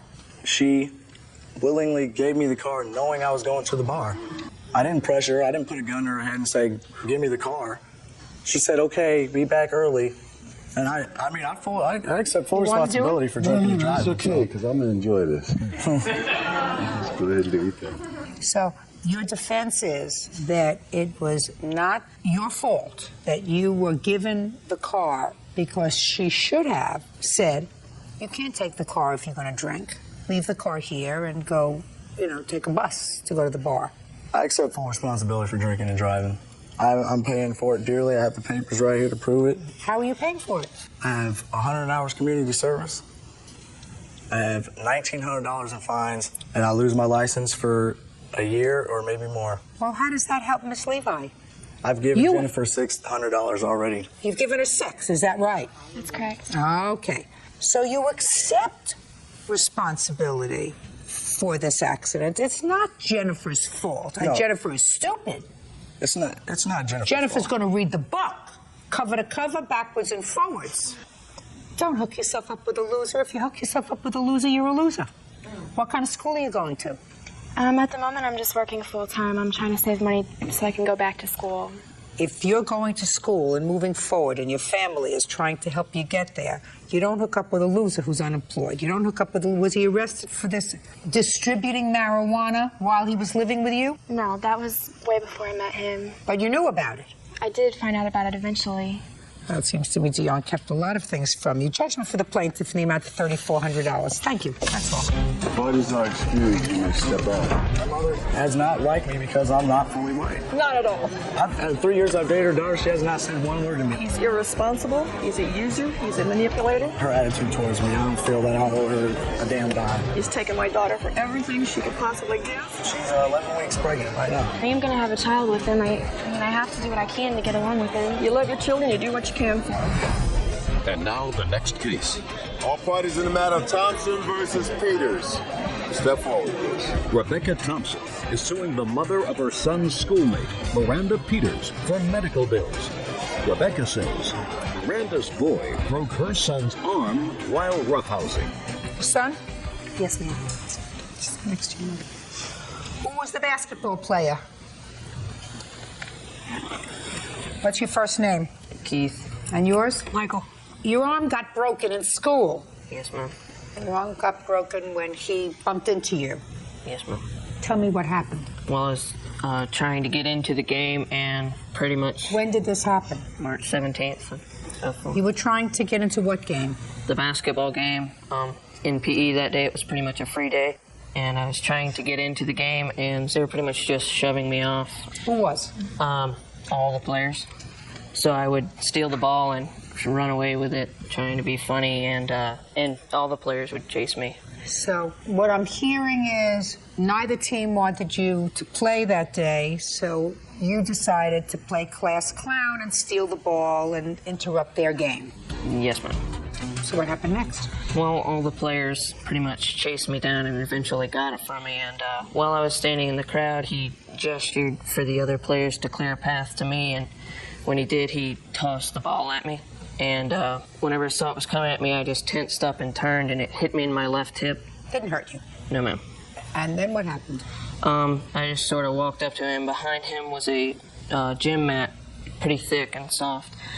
So I wrapped my arms around him and purposely fell onto the gym mat. Everybody was laughing, and he did the same thing to me. And you wrestled him, then he wrestled you to the ground, to the mat. It was not an act of anger. Okay. So you weren't angry with him? No, ma'am. And you don't think he was angry with you? No, ma'am. Is that right? Yes, ma'am. What happened next? Well, there was a rolled-up gym mat close to the compacted bleachers to the wall, and I got in between that, and just for the thrill of not being seen, and about 10 or 15 minutes. I don't understand what that means. Just for the thrill of not being seen. Just a childly... No, well, what were you doing? Nothing. You mean you were hiding? Yes, ma'am. Who were you hiding from? Nobody. Keith. Yes, ma'am. So far, I'm getting a whole good story. I love this story so far. He wasn't angry with you, you weren't angry with him, but now you're hiding someplace, and you're not hiding from anybody. Well, that doesn't sound like you... Well, I mean, me and my friend Anthony were both doing it, and he was behind another one to the right of me, and about... What were you doing? Just hiding. Just hiding? Yes, ma'am. Go ahead. And, well, I tried to get out, and I pulled... It was kind of tight in there, so I was trying to wheeze my way out, and I pulled my my left arm across my chest, and about that time, I just felt the mat be shoved into me. Mat being shoved into you by Michael. And that's how you broke your arm? Yes, ma'am. So, Michael, what happened? I rammed the mat. I wasn't intentionally trying to break his arm. I was just horseplaying with him, like we were earlier. So you were horseplaying? Yeah. You knew he was there? Yes, ma'am. You knew he was there? Yes, ma'am. Well, Miss Peters, your defense to this says, let me read it so that I make sure I get your language clear. I told her that with children, and particularly with boys, these things happen. Yes, Your Honor. Explain that to me. The reason I said that boys will be boys and that it wasn't my responsibility to pay for the bills was because it was an accident. He didn't mean to do it. It wasn't an accident, Miss Peters. That's your problem. You see, if your son was playing a game and during the course of the game he ran into this structure, not intending to come into contact with Keith at all, but it was during the course of a game and he was at a place where he could get hurt, that's an accident. But that's not what your son told me. Your son told me he saw him there and he was just fooling around with him and rammed him. Unfortunately, when he rammed him, his arm was in such a position that it broke. Okay. So his action, not in breaking his arm, I don't think he intended to break his arm, of course not. But he intended to hit him. And for that, he is responsible. Just as if he had broken his leg when he tackled him to the mat. Horseplay. But when young people are involved in horseplay, and if you had broken his leg, who would have been responsible? I would have. You're right. What were your medical expenses? Before or after insurance? After insurance. After insurance, the total was $706.07. I'm not saying that your son bears any responsibility with regard to this incident, but I believe he has to know that when 10 people are playing basketball, you're not supposed to act like a jerk, right? Yes, ma'am. We've already established that. Good. You know, Michael, sometimes when you do the wrong thing, things happen. There are consequences. Even those that you don't anticipate. You got to start being a two-process thinker and say, listen, if I do this, this could happen. It's not worth it. Being a fool is not worth it. Being a fool isn't worth it. How long was your arm in a cast? 6 weeks. And this happened in March, so it was during school. Yes, ma'am. You don't even get to relax. When did you get the cast off? Sure. End of April. So you got a chance to enjoy the summer. Yes, ma'am. Good. You still friends? I think so. Great. Okay. Thank you very much. Judgment for the plaintiff amounted to $706. Now, this is case number 315 on the calendar in the matter of Greenfield versus Chamberlain. Parties have been sworn in, Judge. You may be seated, sir. Did you ever key anybody's car? No. Not that I can remember. I was just kidding. No, never. Why wouldn't you key somebody's car? It's against the law. It's not a nice thing to do. You wouldn't like somebody to do it to you. Heck no. All those things. That's right. More people here who key cars. According to your complaint, Miss Greenfield, Miss Chamberlain is the ex-girlfriend of your current boyfriend. That is correct. They have a child together. Yes. And you claim she keyed your car. Yes. And Miss Chamberlain said, absolutely not. She did not do anything of the sort. So when do you claim she keyed your car? 1:15 in the morning on June 11th. Where were you? I was at my house. Where was your car? In my driveway. Where does Miss Chamberlain live in relation to where you live? Just around the corner. What makes you believe that Miss Chamberlain damaged your car? I saw her do it. She left me a voicemail about 11:40 in the evening. She also left a note on my car. I'd like to see the note that she left on your car. And I'd like to hear the voicemail as well. Did you leave a voicemail on her machine? Not that I recall. No, ma'am. Try. Did you leave a voicemail on her machine? No. Okay.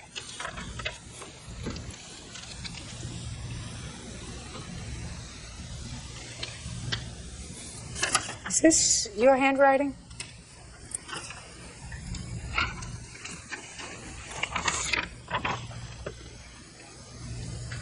Yes, ma'am. It is. Where did you leave that note? I did not recall leaving that on her car that day, but I do recall going over there, knocking on the door. She was very rude to me and shut the door. Listen to me. I just asked where you left this note. Well, if she says I left it on her car, then that's... I imagine. When that's did where you she find found it on your car? As soon as I walked out there. You mean when I saw her the at my 11th car. of June? That is on the correct. 11th of June. I'd like to hear the voicemail. Okay.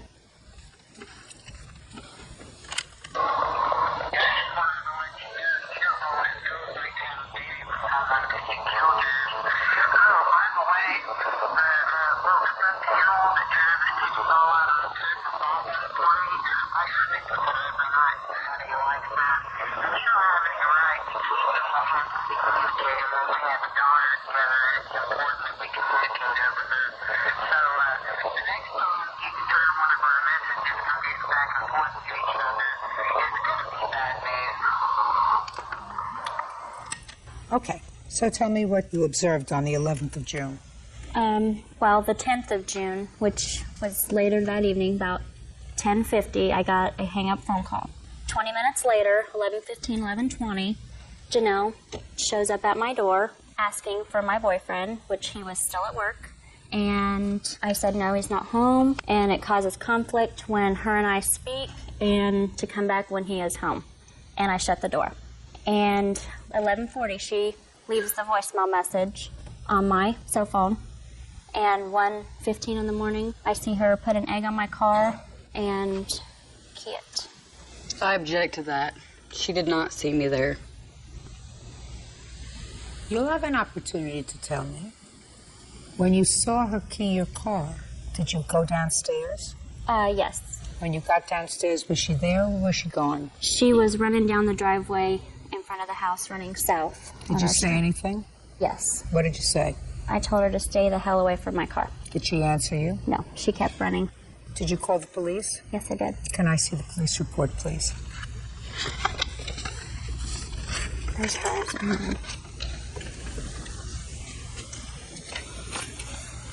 When did you make the police report? The next day? No, it was on the 11th of On the June. 11th, that day. Okay, now I'll hear you. June 11th. Mm-hmm. Go ahead. It was actually the 10th. Mm-hmm. That night I left for the grocery store. I cashed WIC vouchers. What time? I'm not sure. Whatever the police report says was on the receipt. It was late in the evening. I went to go get my baby some formula. I came back home. The police knocked on the door. I showed him my receipt. I was at the grocery store at the same time that she was accusing me of this. No, you weren't. Yes, I was. No, you weren't. Well, it takes time to get to and from. Let's be clear. You were not at the grocery store at the same time that she alleged she saw you in front of the house. Okay. Go ahead. But I did go to the grocery store that evening, return home, show him my receipt. Who else do you live with? My husband, Daniel Chamberlain. He was there. Is there any reason why you go to the grocery store at 1:45 in the morning? Ma'am, my husband works third shift, and he goes to college half of the day, so we have very irregular hours. Was there any reason you went to the grocery store at 1:45 in the morning? To get formula for my baby. Why didn't he go? It wasn't necessary. He needed to stay at home with the children. How many children do you have? I have 4. Go ahead. That's what I did. I went to the grocery Well, store at what that point night. did you call her on the telephone and leave that message? It's very emotional. At what time did you call her that evening and leave that message? That's been months ago, Your Honor. Well, certainly it's been months ago. At what point did you call her and leave that message on her answering machine? The only time I remember having any confrontation with her was earlier in the day. I'm not asking you about confrontation, madam. You didn't speak to her when you called. I'm asking you at what time in the evening did you call and leave that message on her answering machine? I cannot be sure. So you don't remember when you made the phone call, is that what you're telling me? Yes, ma'am. You do, however, remember putting this note on the car, because that's what you told the police officer. I don't recall putting that note on her car. Well, that's what you told the policeman who will interview That is you. my handwriting. You told the policeman that you put this note on her car. That was directly after the incident, so if that's what I told him, yes, ma'am. Judge Judy continues in a moment. What the police officer found is that the bags that you showed them to explain that you were in the store, that despite the fact that it was raining very, very hard that evening, the bags were miraculously dry. And later today, I heard some commotion upstairs. We heard some screaming outside. My wife was screaming hysterically and my son, and I called up. I said, "What's going on?" And she said, "Pit bull attack." real cases, real people. Judge Judy. Jessica Greenfield says her boyfriend's ex, Janelle Chamberlain, keyed her car in the middle of the night. Janelle says it wasn't her. Okay, can I see your estimate to fix the damage on your car, please? Just because I left a note on her car does not mean that I keyed it. Do you have photographs of the car? Yes, I do. I'd like to see them, please.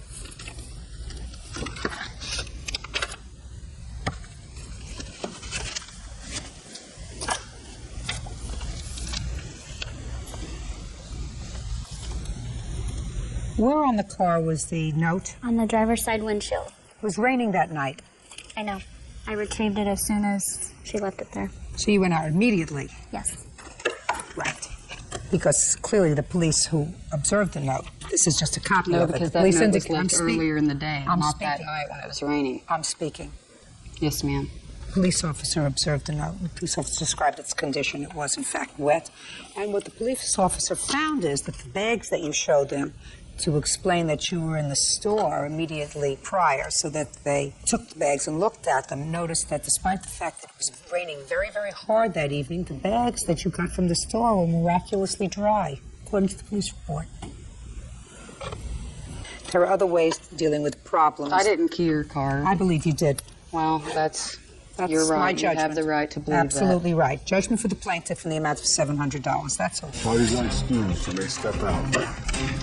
I believe that she's totally wrong. Judge Judy's a good judge of character. This woman's trying to deface me. We've had problems from the beginning. I believe this will be a continuing matter. She's got issues. And now the next case. All parties in the matter of Brady Taylor versus Henderson. Step forward. Neil Brady Jr. and his girlfriend, Kiana Taylor, are suing their neighbor, dog rescuer Shauna Henderson, for damages from a dog attack.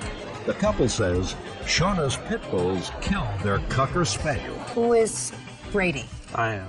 Mr. Brady, Ms. Taylor, it is your claim that the defendant's dogs, and she has pit bulls, Correct. got loose and attacked your dog, which was on your property. Yeah. Your dog was a pregnant Cocker Spaniel? Springer Spaniel. Springer Spaniel, and the dog was killed. All right. You want Ms. Henderson to compensate you for your vet bills, Right. for the value of your dog, and for a certain amount of pain and suffering. All right. Lots of this pain shit.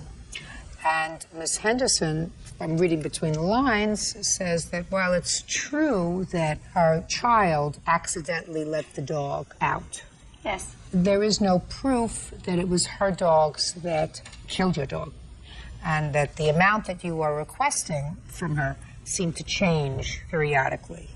I'm not really sure of what your defense is. Okay. But I have a couple of questions for you. You read the newspaper? No. Ever? Probably twice the past year. Well, first of all, that would be a big problem. You have children? Yes. How many? 2. How old are they? They're 2 and 3.5. Who takes care of them while you're away? Their father, my husband. You live together? Yes. Who works? We both do. When you're working, who takes care of the children? We don't work at the same time. How many pit bulls do you have? They're actually not pit bulls. What are they? They're American Bulldog mixes. This is their license paper showing that they're not. Pictures of them? Yes. I'd like to see them. Are they pit bull mix? They're mixes. They're American Bulldog mixes, Your Honor.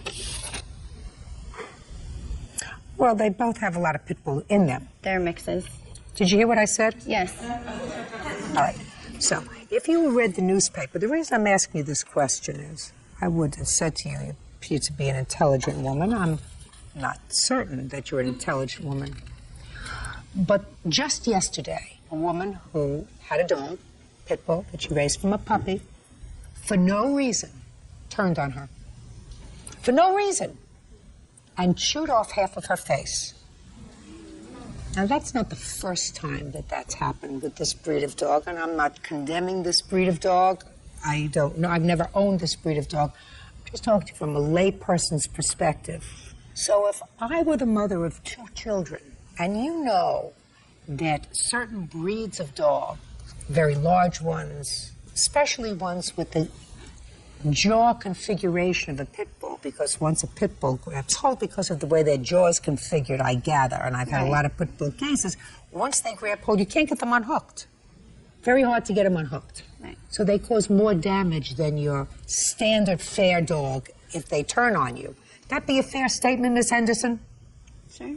I wouldn't know why the mother of 2 babies would keep a dog that had that potential if they decided to turn.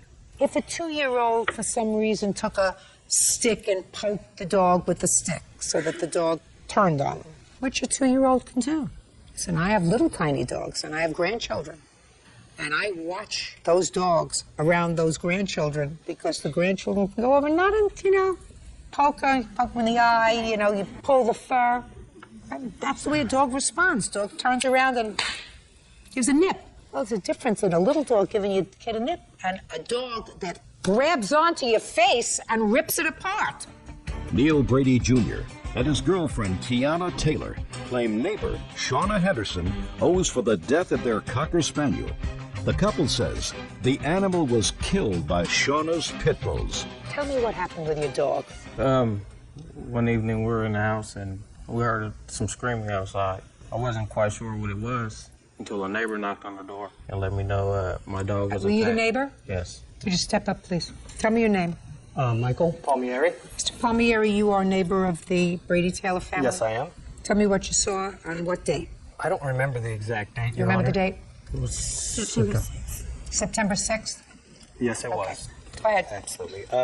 I heard some commotion upstairs. My wife was screaming hysterically and my son, and I called up. I said, "What's going on?" And she said, "Pit bull attack." And I just ran out of the door. I had only my boxers on. I had nothing else on. I have a small child.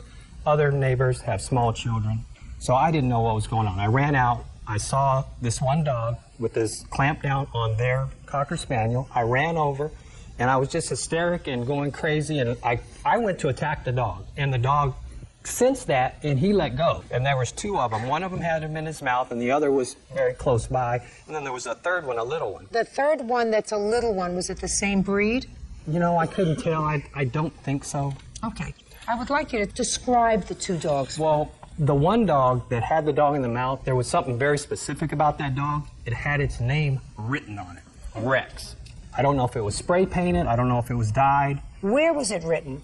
Right on its side. Is that your dog? Yes. Oh, good. Well, there we go. That just took care of that. Yeah. So after that, you know, I got the dogs off, and I didn't know because I was trying to capture them. I didn't want the dogs to get away because this same situation happened with me about a year ago where I was taking care of a pit bull for a friend while he was away, and that dog got away and attacked a gentleman's small dog and killed it, and I got sued. And I have small children. I have a 3-year-old and a 1-year-old. And immediately after that, I said, you got to come get this dog because I can't have this situation. They are very, very unpredictable. And my daughter loved this dog. So, you know, I understand this is a serious matter. And I like pit bulls. Personally, I don't know, I think they're interesting dogs, but I don't want them around me, and I don't think they're safe dogs. We tried to capture a dog, and as a matter of fact, her brother trapped one of the dogs, and animal control came and got the dog, and they tracked down, I guess they followed it. Neil followed the other dogs, and they found out where the lady lived. It's our dog. There are very few dogs that look like a pit bull that have their name, Rex, tattooed on their side. She acknowledges that's her dog. So what's the problem, Miss Henderson? The problem was that these dogs, I do foster placement, these dogs were rescued. So they've been through 3 temperament testings. They've been around 5-pound chihuahuas all the way up to 100-pound dogs. So not only have they, like you're disclosing about the personality of a pit bull, which I'm not discrediting. Miss Henderson, rescue dogs usually need to be rescued because they've been abandoned by their owner. Sometimes the owner is not a nice person. Sometimes the owner says, I can't handle this dog. Sometimes rescue dogs have been abused. That would make them even more unpredictable. Not true. I want you to just, listen, they're your children. You got a husband, you're supposed to take care of your children, you're supposed to protect them. I've said what I had to say. 10 million people have heard me say it to you. If God forbid something happens to one of your children, do you know how awful you're going to feel? I don't. Yeah, I'm just telling you. If God forbid something terrible happens to one of your children, you've been now warned, laid out in front of 10 million people. Do you know that you will never in your life recover? Not only won't your children recover, but you will never in your life recover. You've been put on notice by somebody who is not unintelligent that you're doing as a mother the wrong thing. As an animal activist, you may be doing the right thing, rescuing dogs, rescuing pit bull mixes that have been abandoned by their owner and have been through teams of 6 dog analysts. I'm telling you, as a mother, you're exposing your children to unnecessary risk and yourself to a lifetime of misery. Because if, God forbid, one of these dogs turns on you, like it did turn on this lady in California yesterday, and eats off their face, you will never recover. So should all those dogs be put to sleep then? Listen to me. I'm not talking about all those dogs. I'm talking about you. I understand. I'm talking about you who has a 2-year-old and a 3-year-old. I'm talking about somebody who's supposed to not only look good, madam, but be marginally intelligent before you have children. Judgment for the plaintiff for the amount of $3,000. Nothing that I say is going to get through, that's all. On the calendar, the matter of Hayes versus Cheney. Parties have been sworn in, Judge. You may be seated. Ladies, have a seat. How old are you, Miss Hayes? I'm 24. How many children do you have? Just 1. What do you do for a living? I bartend. Do you have any other source of income other than from your bartending? No. Ever receive any supplements from the state? Right now I get medical for my child, and I do receive food assistance too. Your complaint is that a little over a year ago, you made an arrangement with Mr. Cheney, who is the father of your daughter, that in lieu of child support, he would furnish you with a car. Right. The car would remain in his name until it was paid off, and he would pay $200 a month towards the car instead of giving you money for child support. Correct. And that was just fine for a year, and then car was taken from the front of your house. You thought it was Mr. Cheney who took that car. You reported it stolen to the police. That car was subsequently found. Mr. Cheney decided, I don't want this aggravation. I'd rather give her the child support. So he turned the car in. According to him, he's now sending you $200 a month in child support. So he doesn't want to be bothered with the car business anymore. And you want the value of the car, and you say that you've put in a substantial amount of money into the car. Correct. Things like rims. Actually, the rims and tires on the car, were not on it when it was stolen, so that wouldn't be part of it. But the stereo system and other Window things on the tints. car. Yeah. Why did you need window tints? Because it was a nice new car, and I had it, and with my income tax return, I put some money into my car. You're a single mother raising a child on tips and wages from being a bartender. And are you telling me that you took that money and instead of putting it in a college fund for your daughter, you tinted the windows on your car and I you sure upgraded did. the stereo? You sure did. Your priorities are a little screwed up. At that time, I wasn't receiving any assistance, and I was doing just fine. I don't care whether you were receiving any assistance or not. How much money do you have put away for your daughter for college? None. And when you receive Medicaid and when you receive food stamps, you're receiving welfare. And before I would put money into tinting my windows in my car, I would put money towards my child's future. That's what a grown-up does.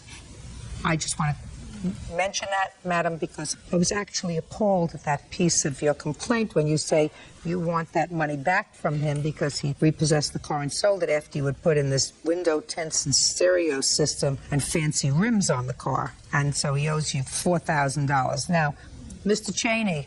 Yes. Why did you take the car back? I didn't take the car back. It was reported stolen. I found it 2 blocks from her house, sitting in an apartment complex, which I did some checking around and I got proof that the car was there and that she's been in and out of those apartment complexes many times while it was there. It was given back to me by a police officer. Because the car was in your name? The car was in my name. I took it back to the car lot because I didn't want no problems. She's trying to put me in jail all the time. I didn't want no problems with it. Fine. You used the car for a year? I did. If I wanted to put him in jail, Your Honor, he would be in prison right now. You used the car for a year? I did. How much do you think that it would cost if you leased a car for a year? I have no idea. How much is he paying you now in child support? He has paid me $200 for the last 2 months. But I'm currently... Who is this person? This is my girlfriend. Tell her to keep her mouth shut. Because you two have a child together, and she's not supposed to exacerbate any bad feeling that may exist between the two of you. She's been the communicator between the both Which of us. is making it worse. In court, she has nothing to say, and she should have as little to say as possible, because that's not going to be a good thing. You two have to learn how to get along together, because you made a child together. There's a 2-year restraining order. I had no permission whatsoever to talk to this female for 2 years. She is the communicator by the court. He was talking to me up until I don't know what happened, and she decided that she didn't want that anymore, and now she's been the communicator, and she makes things up between the two of us and causes more Very bad. That's very unfortunate. Who got a restraining order against whom? The state actually pressed it for a no-contact order because of a domestic violence that we had. Who supervises visitation? No one supervises visitation. She was picking up for a while our daughter and bringing him to him for the weekend, and then we would meet and I'd pick her up. Oh, he stopped seeing her about 8 months ago. No, I didn't stop seeing her. Or not 8 months She ago. quit letting me see her. She said, you're not seeing your child again until we're done with court. This court right here today. First it was, you better start paying me payments. Pay her payments. Nope, you can't have her. Now we're going to court. Oh, no, not till court's over. So I'm paying. I haven't even seen my child in like 4 months. Do you have an order of visitation? I don't think so. Well, go and get one. If you don't have an order of visitation, then you see your child whenever she says you can. If you have an order of visitation, sir, that's fixed by a court, you will see your child whenever the court tells you can see your child. Do you understand the difference? Yes, I do. Well, then you got to get off your duff and go into court and file for an order of Well, I was visitation. trying to do it out of court. Well, that's stupid. Your Honor, I've never told him he couldn't see his daughter. Just a second. That's stupid. That's stupid. You pick yourself up and you go to the local domestic relations court or the family court, wherever you live, and you file a petition to see your child, whatever. And she just says, I told him he could see her whenever. She don't Listen bring to her, me. then I can't see her. Listen to me. That's not up to her. Go. If somebody told me I couldn't see my child, I wouldn't wait 4 months to go to court. She knew how to go to court to get an order of support, right? Right. You do have an order of support. Yes, we do. $200. That's not court ordered. It's not court ordered. That's not. I'm in the process right now of getting back into the court ordered amount, which is $280 a month. It's ordered that I pay $280 a month already.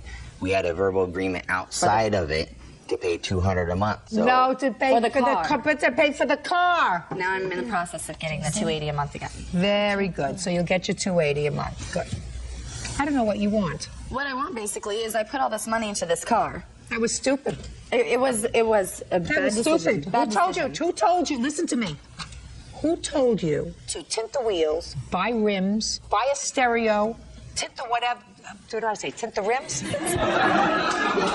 said tint the wheels. But Tint the wheels. Whatever you do, madam, that's your prerogative. I can really understand why he doesn't want to have anything to do with you other than paying child support and picking up the child because clearly you don't like each other. You don't get that money back. Have you seen the contract? I don't care. Listen to me. He agrees in the contract to pay me the money that he owes me when if the contract was ever broken that I had into the car. He agreed to that. So she willingly gave up the car by reporting it stolen. Pretty much I set had me reported up. stolen. It was stolen from my Pretty house. much set me up. If I wanted to because send him to prison, he tried to kill I have me. I have police witnesses reports. I could have. saying that she was. Then I have a question for you, Miss Hayes, because it always strikes me that women can be so foolish. If he tried to kill you, and if you are afraid of him. I'm not afraid of him.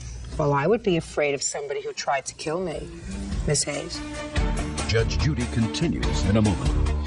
That's your daughter's money. Okay, well, my daughter needs me to feed her and put her through. Right. Right, so I have to get to and from school or work, right? Right. Okay, so... But in a car that doesn't have tinted windows. And later today, February, she decided that she was going to have some plastic surgery done. Had a cabaret party, spent over $2,000 to have this party, and I still didn't get my money. real cases, real people. Judge Judy. Diana Hayes says the father of her child, Jason Cheney, owes for illegally repossessing her car. Diana says Jason's actions are hurting their daughter. Miss Hayes, I would be afraid of anybody who tried to kill me, especially someone with whom I had had a relationship. I don't need you for anything, okay? I certainly wouldn't put myself in a position where I had any kind of business relationship with them. Listen to me, any kind of business relationship with them.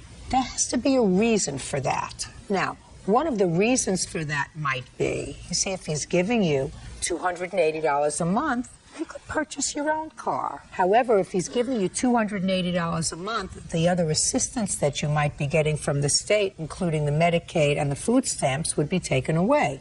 So, right? Yes, no Yes, problem sure. with that. So listen to me. So this way, you got the Medicaid, you got the food stamps, and you got your car. So if you think about it... That was reported. That was part of my income. His $200 a month toward my car was part of my income. Reported. It still wasn't enough. So Interesting. So then I don't understand why somebody who was so fearful of somebody's bad temper... He wasn't even making the payments. Listen to me. I don't understand why someone who is so fearful of somebody's bad temper would enter into any kind of business relationship I was without already anything... What? I was already into it before then. I was already into this. I was already into this agreement. This was already going on before. Then say, here's your car back. I was don't already want into this listen car to this me. much money. Here's your car back. I don't want your car. I want you to pay me $280 a month. You pay it through the court. You come and visit every other week or every week, just as the court is going to tell you to do. And that's what we do. You don't have a convoluted business arrangement. In any event, I don't see where he owes you $4,000, Miss Hayes. To rent a car. What? I no longer have use of a car that I put $4,000 into. I no longer have use of this car. Do you pay $4,000 to rent a car? No, you pay $4,000 to buy a car, not rent a car. Am I wrong? She got her use out of the car. Listen to me. I used the car for a little over a year. It was a good car. I would have drove it for 5 more years. I lost that car. He doesn't want any part of you, and you don't want any part of him. Now take the money that he's giving you and go and put it towards a car, which is exactly what you did before. Sure, you did. I am doing now. Perfect. That's it. Did you buy a car? I'm paying. You're paying it off, which is exactly what you were doing before. You were paying it off with his money. No, my money. My child support money. No. My money. No, that's not your money. That's your daughter's money. Okay, well, my daughter needs me to feed her and put her through. Right. Right, so I have to get to and from school or work, right? Right. Okay, so... But in a car that doesn't have tinted windows. Goodbye, Miss Hayes. Parties are excused. You may step out. He tried to kill me. I have police reports. We got into domestic violence and we pushed each other around. That's about it. He threatened me in the police report that if I said anything, then he would take my car away. She reports someone trying to get me in trouble and backfired on her face. She keeps trying to get him in trouble. She can't handle the fact that they're no longer together.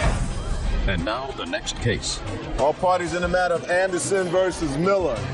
Step forward. Lori Anderson is suing her former co-worker, Tynesha Miller, for unpaid loans to pay her rent and bills.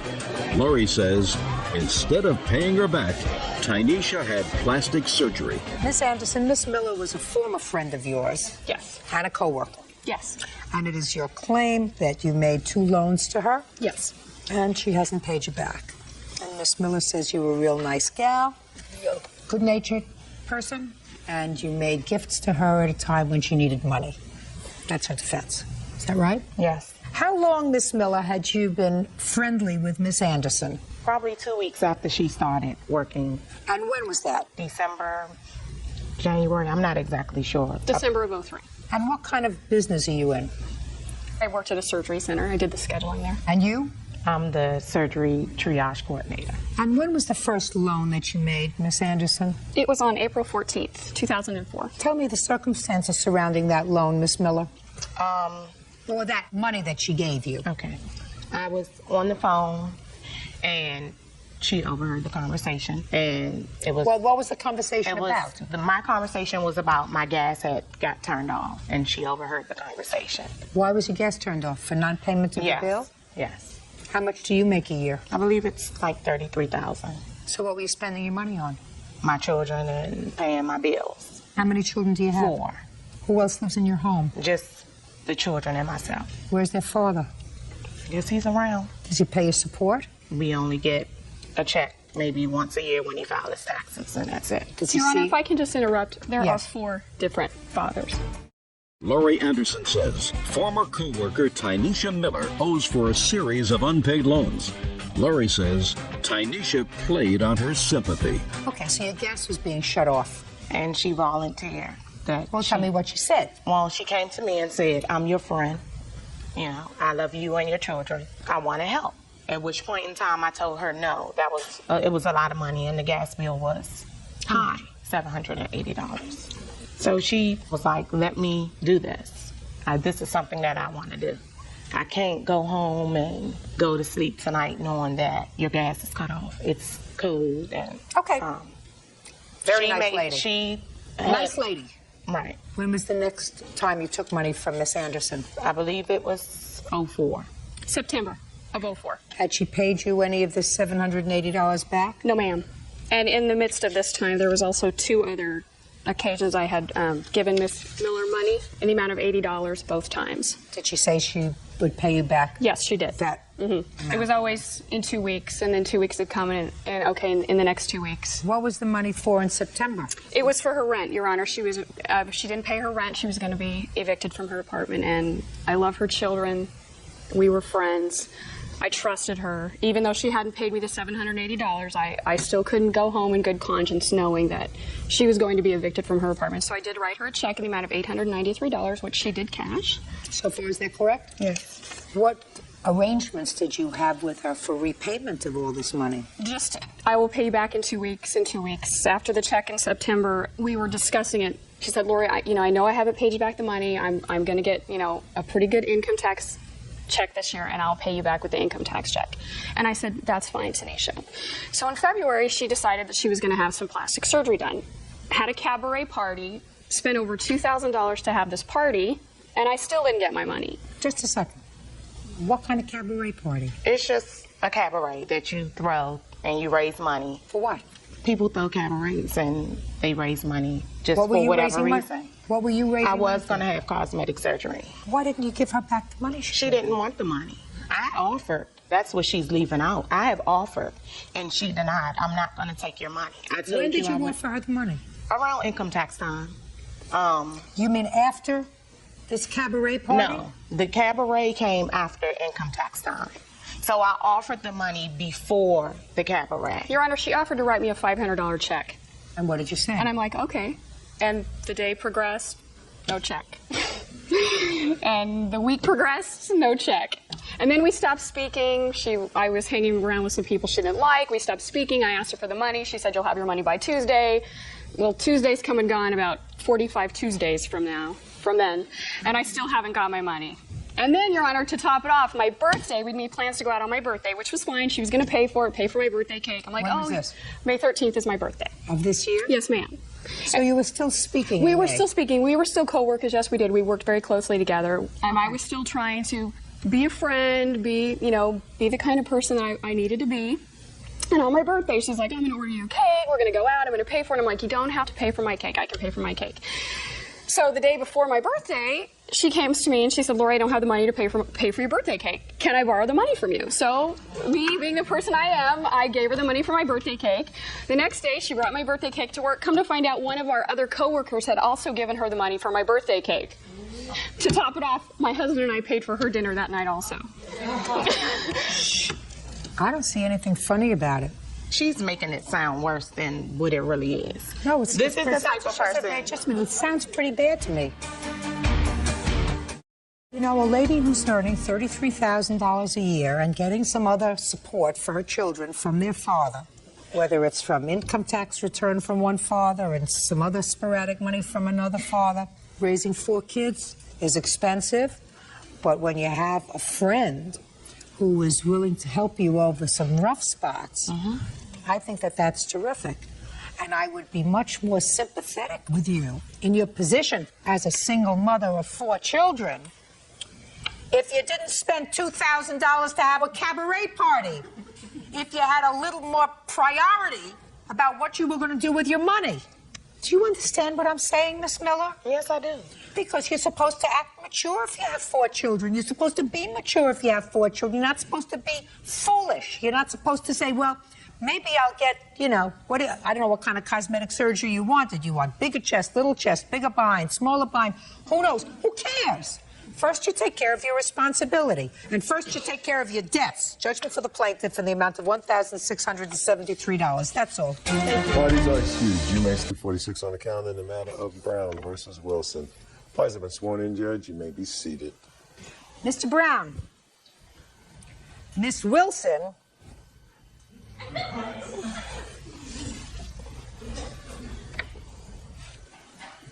Is your former girlfriend. And you claim she got really angry at you one night because she thought you were with another woman, an ex-girlfriend of yours. She came over to your house. You didn't answer the door. You looked out the window. You saw her leave, and she keyed your car. Right? No. What'd you do? She did keep my car, but I wasn't home. I was at my neighbor's house. My cousin was the one who answered the door. When she came to the door, he said, did you see your girl? Your girl just left. Listen to me.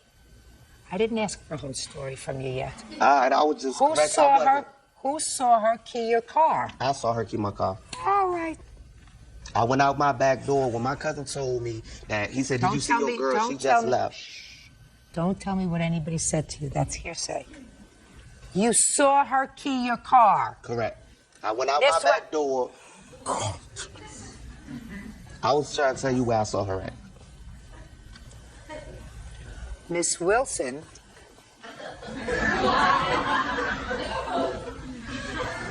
says she was really mad, but she didn't do it. Correct. What do you want at home? Miss Wilson. Yes. How long was he your boyfriend? I met Curtis in April, and we broke up in like July or whatever. So it wasn't a long engagement. Okay. Now, there came a time when you went over to his house? Yes, ma'am. When was that? whatever the day in question was. What's the date? The date was July 15th, if I am mistaken. Okay. So you went over to his house for what purpose? Okay, I called him on his cell phone. Nobody answered. Judge, I bought this cell phone for him. So the least he could do is answer the phone, you know what I'm saying? So I called it like 50 times. Nobody answers. So I live in Norfolk, he lives in Newport News. So I drive through the tunnel all the way to his house. So his car is parked not in front of his house, but on the side by the garbage can. So I'm like, okay, here he go with something that's not quite right. So I knock on the door. I see a woman look out the window. Now keep in mind, Curtis is still married to his wife. So I see the girl look out the window. I'm like, okay. So I'm knocking on the door. Finally, music pumping in the bedroom, sounds coming out the bedroom. I'm not stupid, Your Honor. So finally, he sent his cousin to the door. Kurt not here. I'm like, I just seen a girl in the bedroom. Oh, that was me. Okay, so now you got long hair and all this stuff? Oh, well, that was me. Kurt's not here. So by this time, I had went to the window before I even knocked on the door. I put my ear up to the window, trying to hear everything. I heard the music, I heard her, and I heard him. So I was filming, yeah, I was mad, but I left. I was really, really angry. I got in my car, and I left, and that was the end of it. Good. Miss Wilson, you said Curtis is married. Yes. Is he living with his wife? No. Are they separated? No. Yes. So quiet. So, Miss Wilson, what are you doing fooling around with a married man who's not separated from his wife? Well, he didn't tell me in the beginning, I swear. He did not tell me in the beginning. You can ask Curtis. But then he told you. But then he told me he told me they were separated. But then I talked to her herself. She said they wasn't. Now tell me, Mr. Brown, tell me what you saw Miss Wilson do to your car. Okay. I came out my back door. I use my back door. I don't use the front door. I use my back door to go in my house. Just tell me what you saw. I went out my back door. I was coming off the side of my building to the parking lot. I saw her exiting the hood of my car, going towards her car. She was walking like, say, this is my car. She was walking away. So I seen her scratching the hood of my car. No, let me see pictures of the car. So she had to scratch. My car won't like that before. Well, maybe Mr. Brown, She called me as soon as she left. She called me on my cell phone as soon as she left. And what'd she say when she called you? She said, you gonna be real mad at me in a minute. I'm like, why? She said, you ain't gonna want to talk to me no more. No, that is not why? how it happened. She was like, after you see what I done, you ain't gonna want to talk to me no more. Did I ever say I keyed your car? Yep. You keyed Miss Wilson.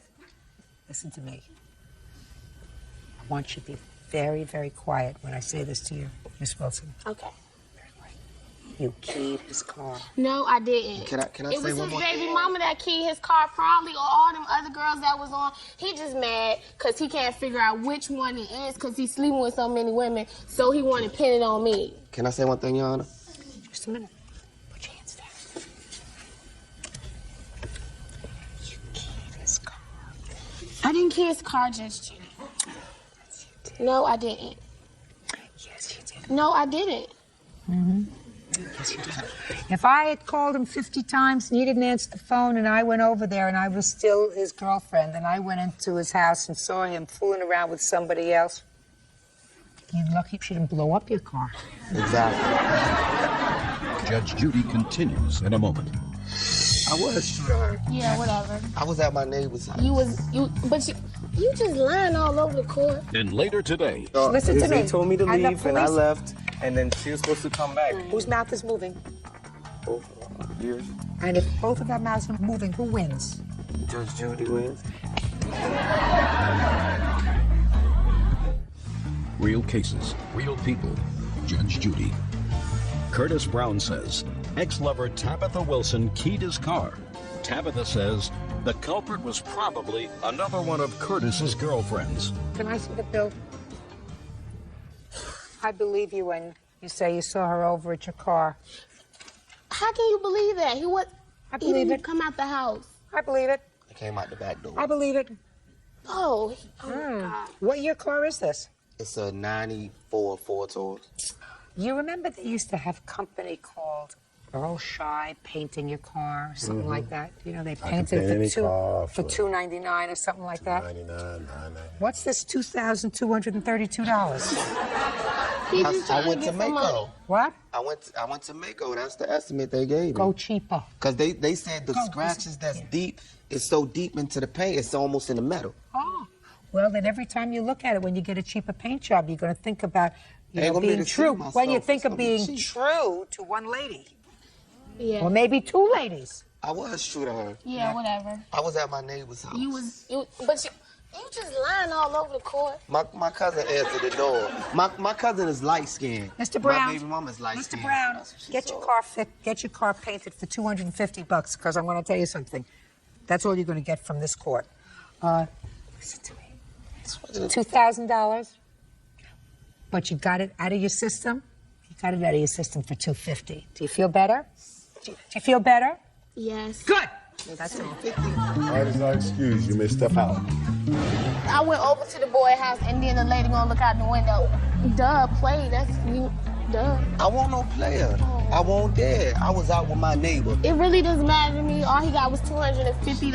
I just know not to mess with crazy girls when she crazy, man. Well, I'm mad because you was there with your baby mama and you ain't had to come out here and just tell me to go home. She could have done something else besides scratch my car.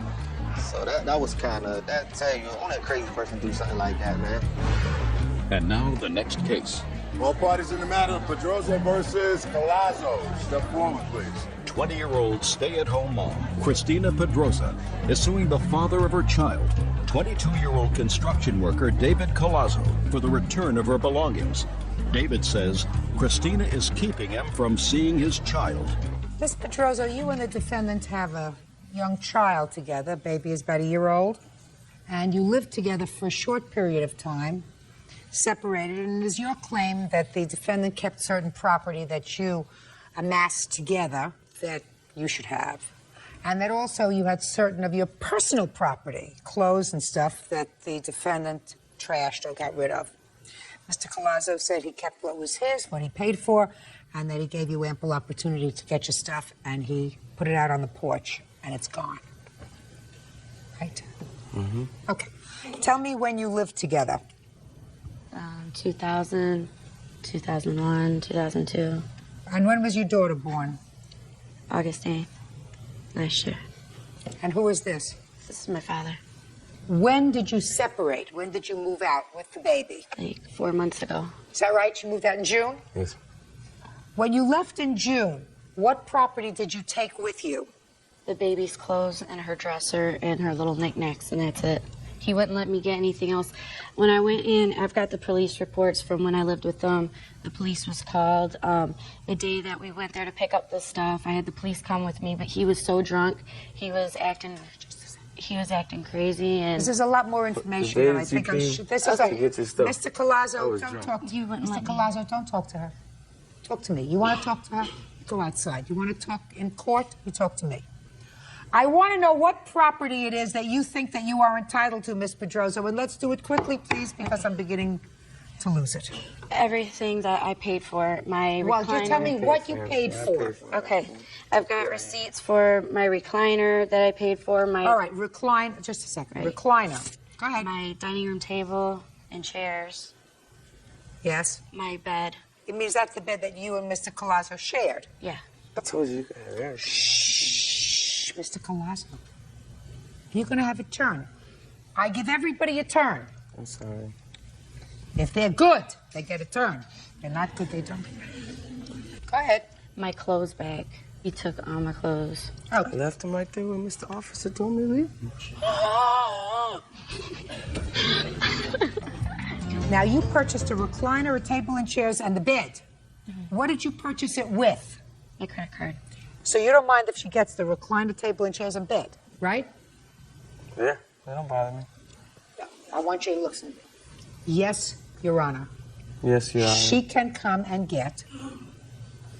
She could come and get it. The recliner, table and chairs, and bed.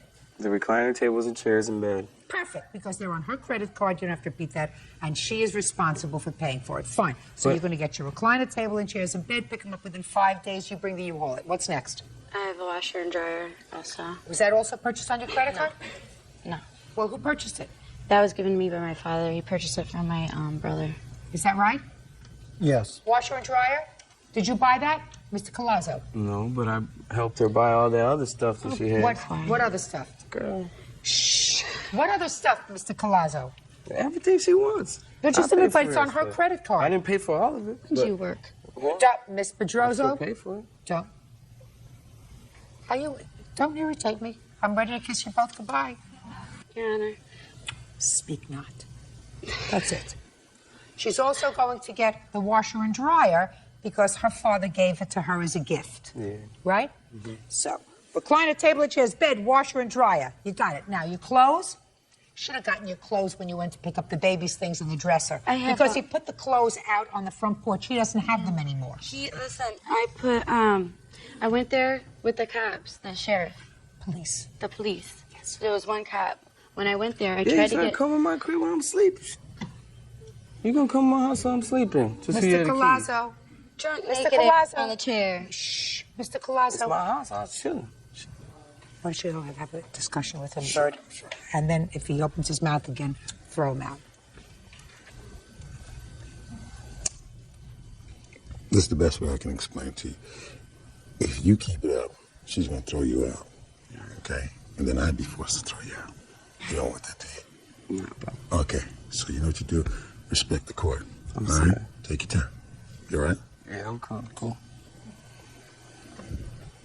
I'm sorry.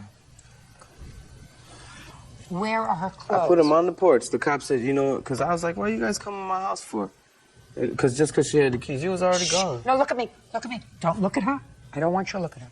You put her clothes on the porch? Mm-hmm. Right in front of the cop. And the police, he's like, listen to he me. told me to And the leave, and I police- left. And then she was supposed to come back. Whose mouth is moving? Yours. And if both of our mouths are moving, who wins? Judge Judy wins. Just answer me. You put the clothes on the porch at the direction of a police officer. Mm-hmm. Is that what you're Yes, telling ma'am. me? Were you present? The answer is yes or no. I wasn't present when the clothes were put there, ma'am, but I was there when we went to pick up the clothes. Pick up her stuff a couple times with the chief of police. Step up. So I had no word going I had And to what listen. happened? When we got there, David was very argumentative. He was drunk, and he was yelling at us to get out of his house. He was starting to push the chief around. The chief says, I don't need this, because he's a short guy. He's getting ready to call backup. And then he says, you know what, because they started arguing in the trailer. And then he said, well, you know what, why don't you guys just leave, get the baby stuff out, and you just go to court and get your stuff. But Christina's clothes, Your Honor, were still in the trailer. He wouldn't let him take it.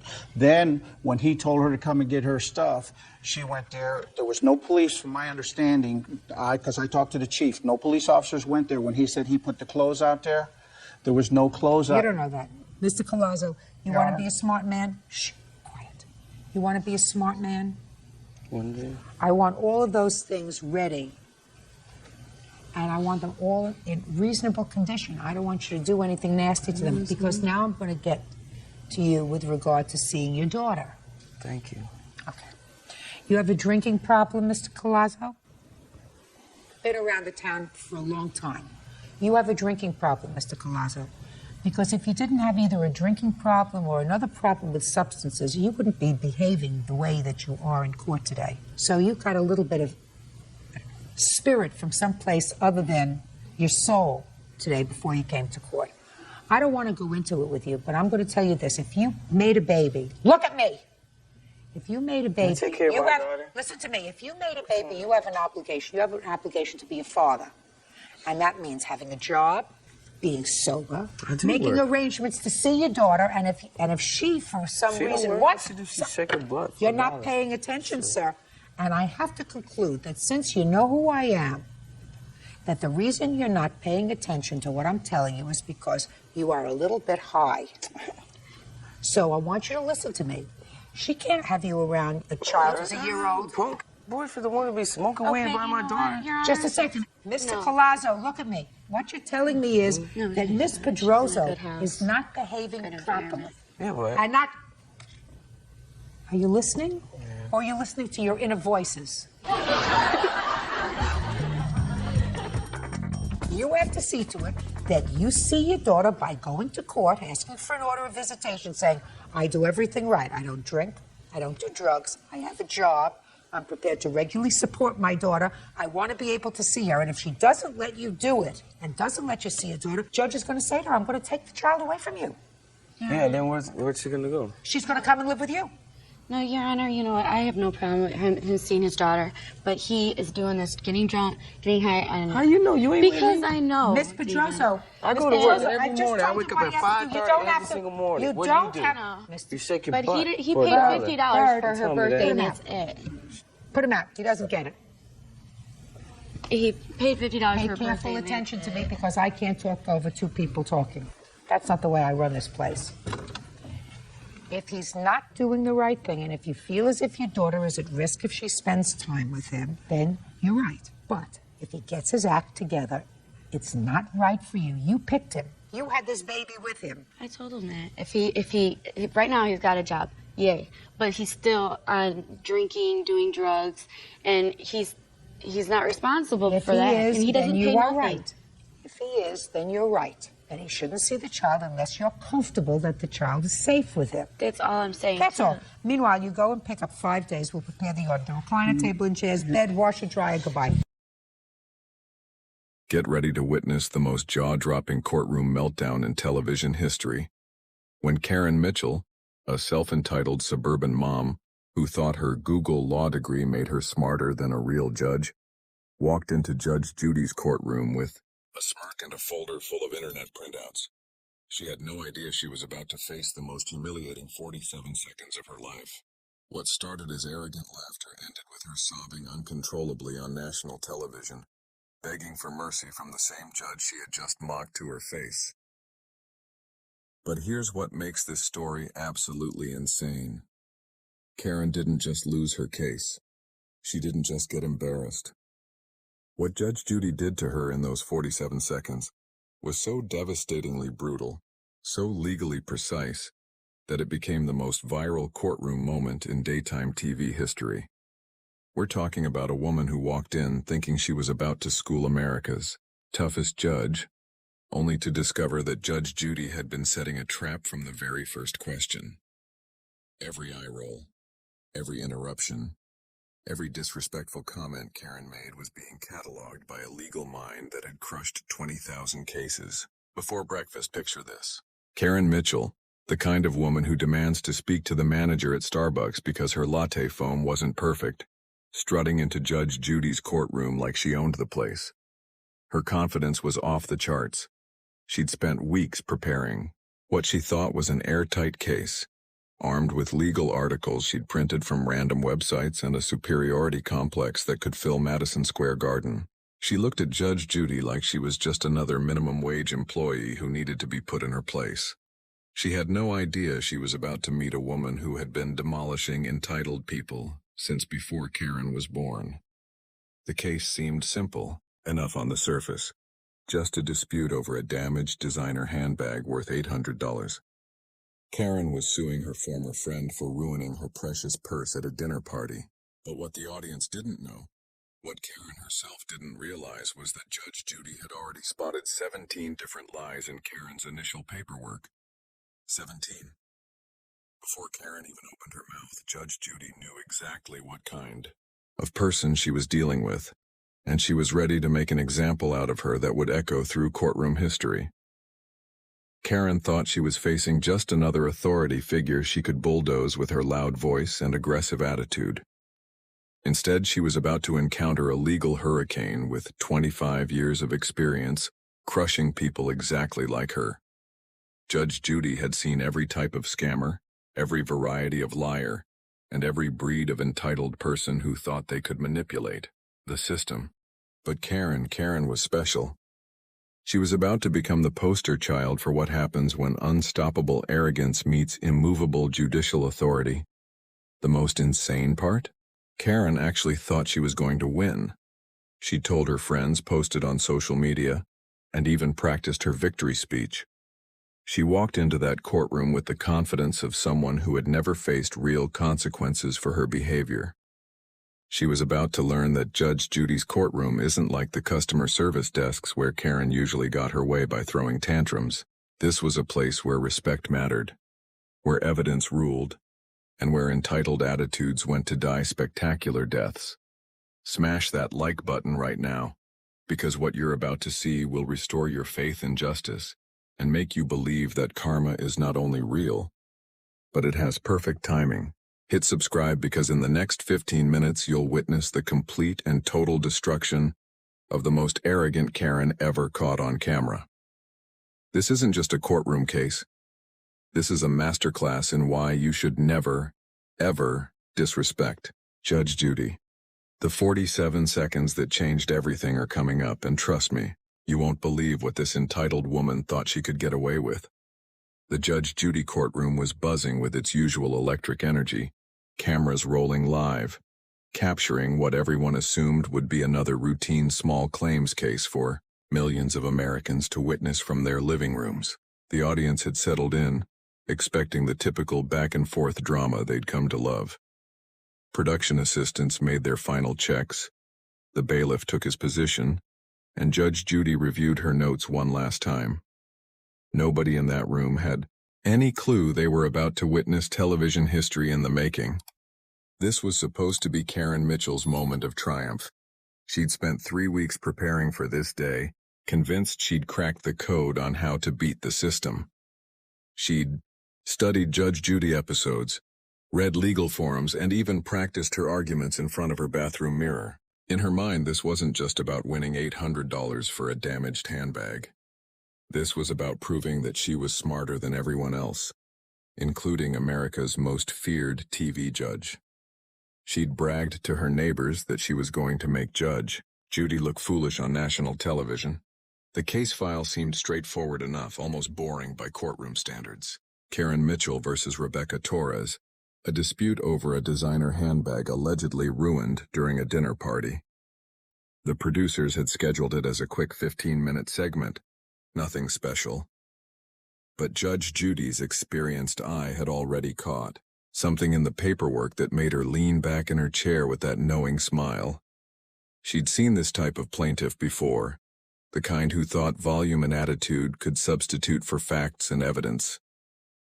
Karen strutted into the courtroom, like a conquering hero returning from war. Her blonde highlights were fresh from the salon, her designer outfit carefully chosen to project success, and her leather portfolio clutched tight with what she believed was her secret weapon. She shot confident glances at the cameras, already imagining herself going viral for all the right reasons. Judge Judy watched this entrance with the calm patience of a predator studying its prey, knowing exactly how this performance was going to end.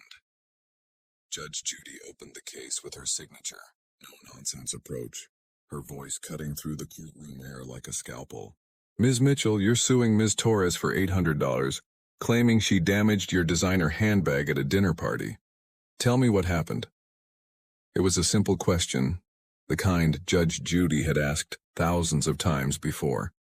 But Karen's response would immediately signal that this case was going to be anything but ordinary. Karen didn't just answer the question. She launched into a theatrical performance that would have made Broadway actors cringe. Your Honor, this woman completely destroyed my limited edition Coach bag through pure negligence and carelessness, she began, her voice dripping with the kind of fake sophistication that screamed entitlement. But then came the first red flag. Instead of sticking to the facts, Karen started editorializing, rolling her eyes dramatically and adding commentary like, as anyone with common sense would know, and, obviously, she has no respect for other people's property. Judge Judy's eyebrows raised slightly, the first warning sign that experienced viewers knew meant trouble was brewing. Ms. Mitchell, she interrupted, her tone still professional but with an edge sharp enough to cut glass. I didn't ask for your analysis of her character. I asked what happened to your bag. The audience could feel the shift in energy, like the moment before lightning strikes. But Karen, blinded by her own arrogance, completely missed the warning. Instead of backing down, Karen doubled down on her disrespect.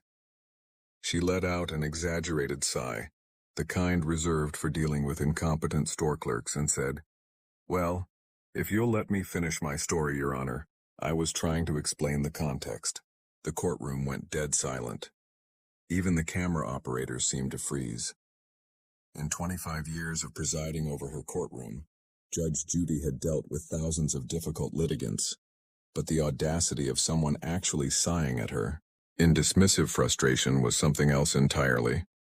Judge Judy leaned forward in her chair, her famous steely gaze locking onto Karen like a heat-seeking missile.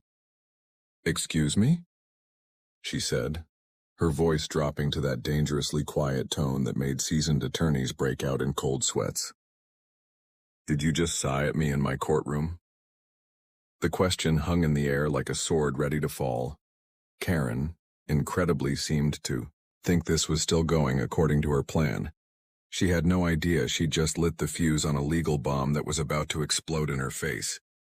What happened next would go down as one of the most shocking moments in courtroom television history.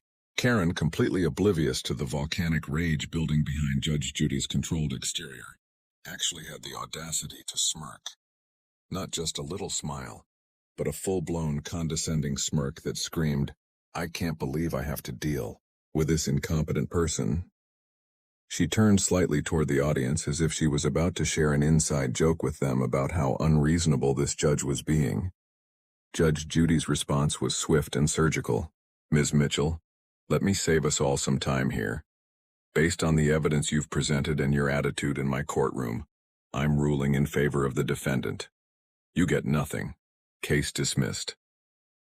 The gavel came down with the finality of a guillotine blade. It should have been over.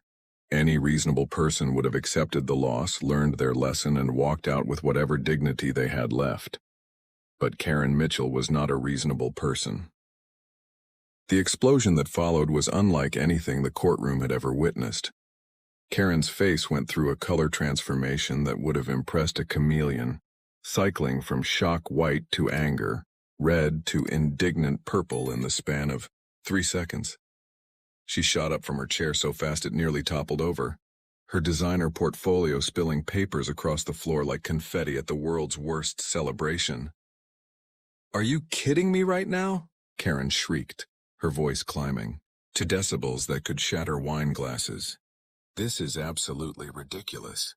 You clearly don't understand basic contract law." The audience gasped audibly. Even the bailiff, who had seen everything in his years of service, took an involuntary step forward. Nobody, and I mean nobody, had ever had the sheer insanity to tell Judge Judy she didn't understand the law, but Karen wasn't done. Oh no.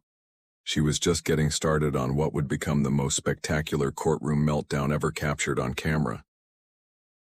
She actually pointed her finger at Judge Judy, wagging it like she was scolding a misbehaving child. "I did my research.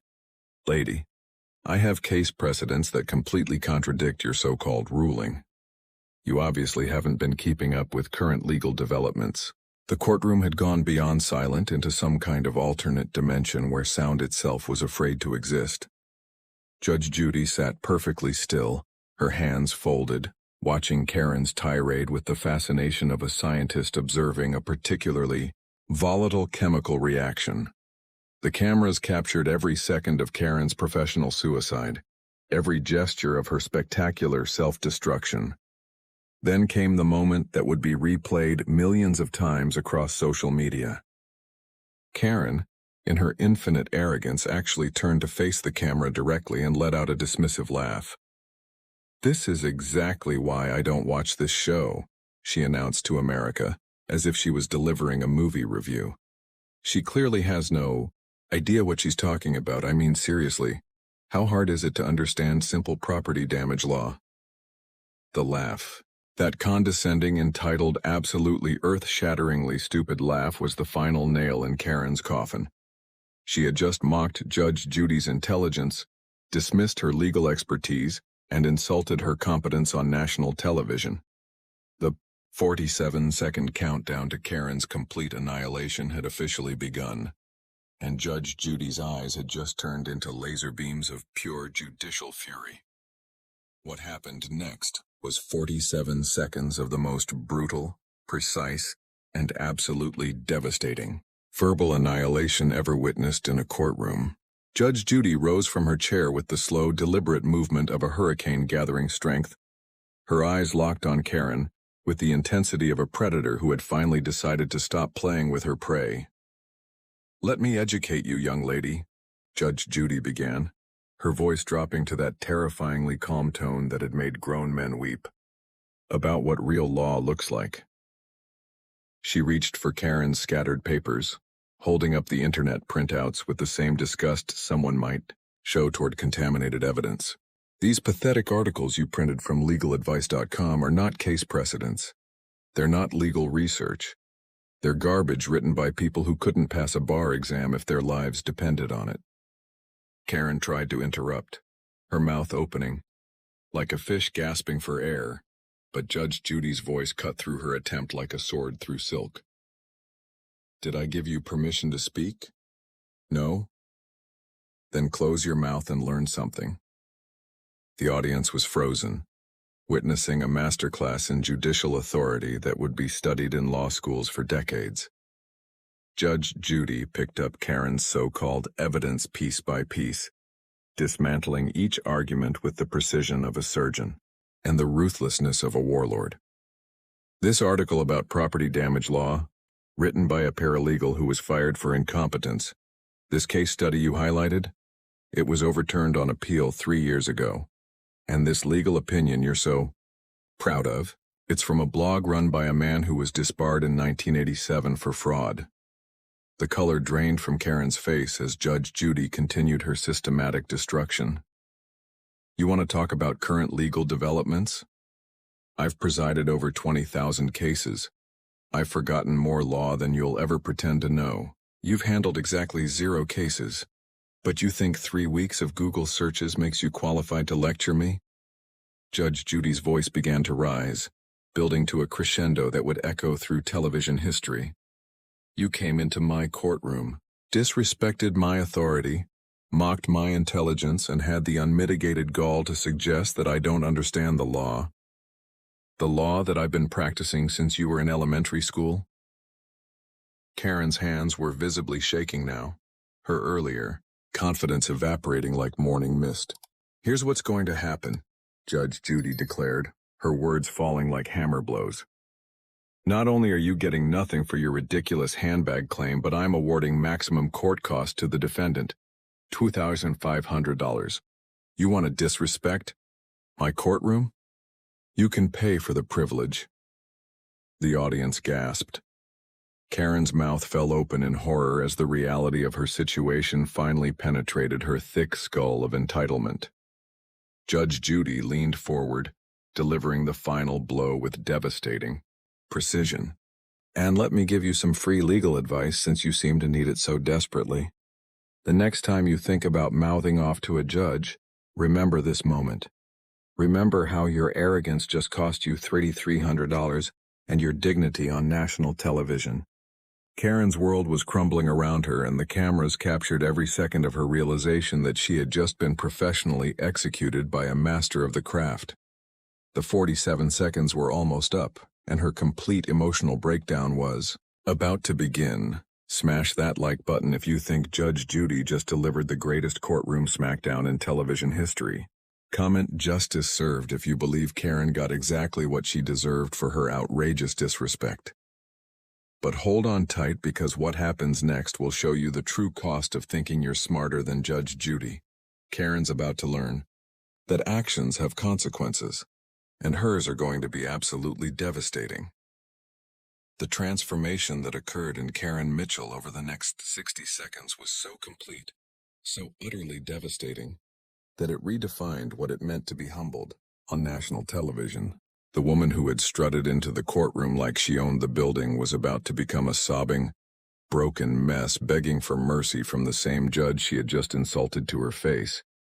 It started with her voice. That confident, condescending tone that had carried her through years of bullying retail workers and intimidating customer service representatives began to crack like ice under pressure. "Wait," she stammered, her hands reaching out desperately toward Judge Judy as if she could somehow take back the last 5 minutes of her life. "Wait, that's not fair. You can't just change the rules like that." Judge Judy's response was colder than a Montana winter morning. "Fair? You want to talk about fair? You came into my courtroom and treated it like your personal comedy show.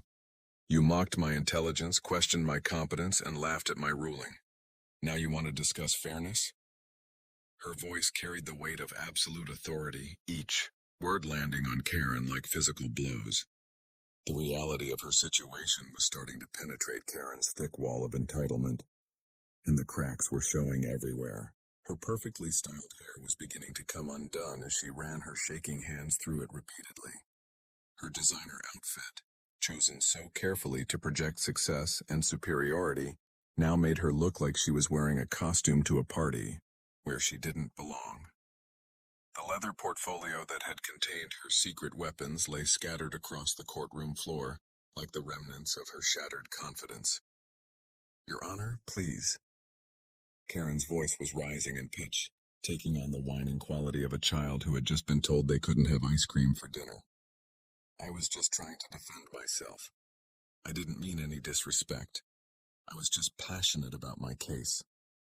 The audience watched in fascination as the same woman who had been lecturing Judge Judy about legal precedents was now trying to rewrite history in real time. Judge Judy was having none of it. "Passionate?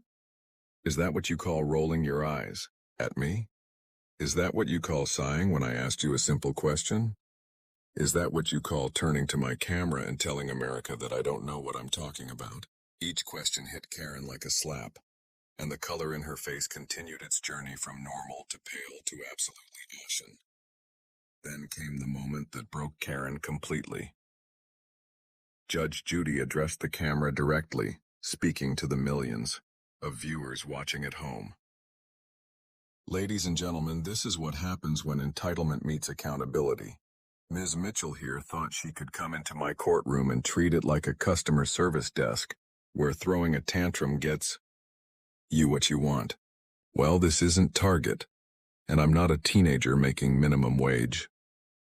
The humiliation of being called out on national television, of having her behavior dissected and criticized in front of millions of people, was more than Karen's ego could handle. The tears started as just a shimmer in her eyes, but within seconds they were flowing freely down her cheeks, carrying her carefully applied makeup with them in dark streaks that made her look like a melting wax figure. "Please, Your Honor," Karen sobbed, her voice now completely stripped of its earlier arrogance. "I'm sorry. I'm so sorry. I didn't know. I made a mistake. Please don't make me pay all that money. I can't afford it." The desperation in her voice was palpable. This was the same woman who had walked in talking about her designer handbag and superior legal research, now reduced to begging like someone asking for spare change. Judge Judy watched this meltdown with the detached interest of a scientist observing a predictable chemical reaction. "Oh, now you're sorry? Now you want to show respect? Where was this attitude when you were wagging your finger at me and telling me I don't understand the law?" Her voice carried no sympathy, only the cold satisfaction of justice being served. Exactly as it should be. The bailiff had moved closer, not because Karen was dangerous, but because her sobbing had become so intense that she was having trouble staying upright in her chair. Her friend, who had come to support her, was now staring at her phone screen, probably wondering how quickly she could distance herself from this disaster. Even the court stenographer, who had seen everything in her 20 years on the job, was shaking her head in disbelief. Karen's crying intensified as the full weight of her situation crashed down on her. She wasn't just losing money. She wasn't just losing the case. She was losing her dignity on national television, in front of millions of people who would remember her as the most arrogant, disrespectful plaintiff in Judge Judy history. Her name would forever be associated with this moment of complete and utter humiliation. The judgment stands, Judge Judy declared with finality. Ms. Torres, you are awarded $20,500 in court costs. Ms. Mitchell, you are dismissed from my courtroom. Next time, show some respect. The gavel came down one final time, sealing Karen's fate and ending what had become the most spectacular courtroom meltdown ever captured on camera. The courtroom fell into stunned silence as Karen was escorted out, her sobs echoing through the hallway like the ghost of her former arrogance. What had started as her moment of triumph had become a cautionary tale that would be shared for generations. Judge Judy had just delivered more than a legal ruling. She had given the world a masterclass in why respect matters and consequences are real. Within hours, the clip exploded across social media. Karen's mocking laugh and subsequent breakdown became the most viral courtroom moment in internet history. Millions shared it with captions like, "This is what happens when you mess with Judge Judy," and the moment entitlement died. Karen Mitchell had achieved fame, just not the kind she had dreamed of. The aftermath was swift and merciless. Karen's social media accounts were flooded with comments. Her local community recognized her from the show. She had become the poster child for everything wrong with entitled behavior, a living reminder that disrespect always comes with a price. Judge Judy's handling of the case became legendary among legal professionals and everyday viewers alike. She had shown that in her courtroom, arrogance doesn't pay. It cost you everything. Karen learned the hardest lesson of her life. When you disrespect authority, authority will teach you exactly why it deserves respect. The moral was crystal clear. In Judge Judy's courtroom and in life, humility wins and arrogance always gets exactly what it deserves. Smash that like button if you believe Judge Judy delivered the justice Karen desperately needed. Comment, respect the court, if you think every entitled person should watch this video as a reality check. Hit subscribe for more epic moments where karma catches up with people who think they're above consequences. Remember, in Judge Judy's world, respect isn't optional, and neither are the consequences of forgetting that lesson.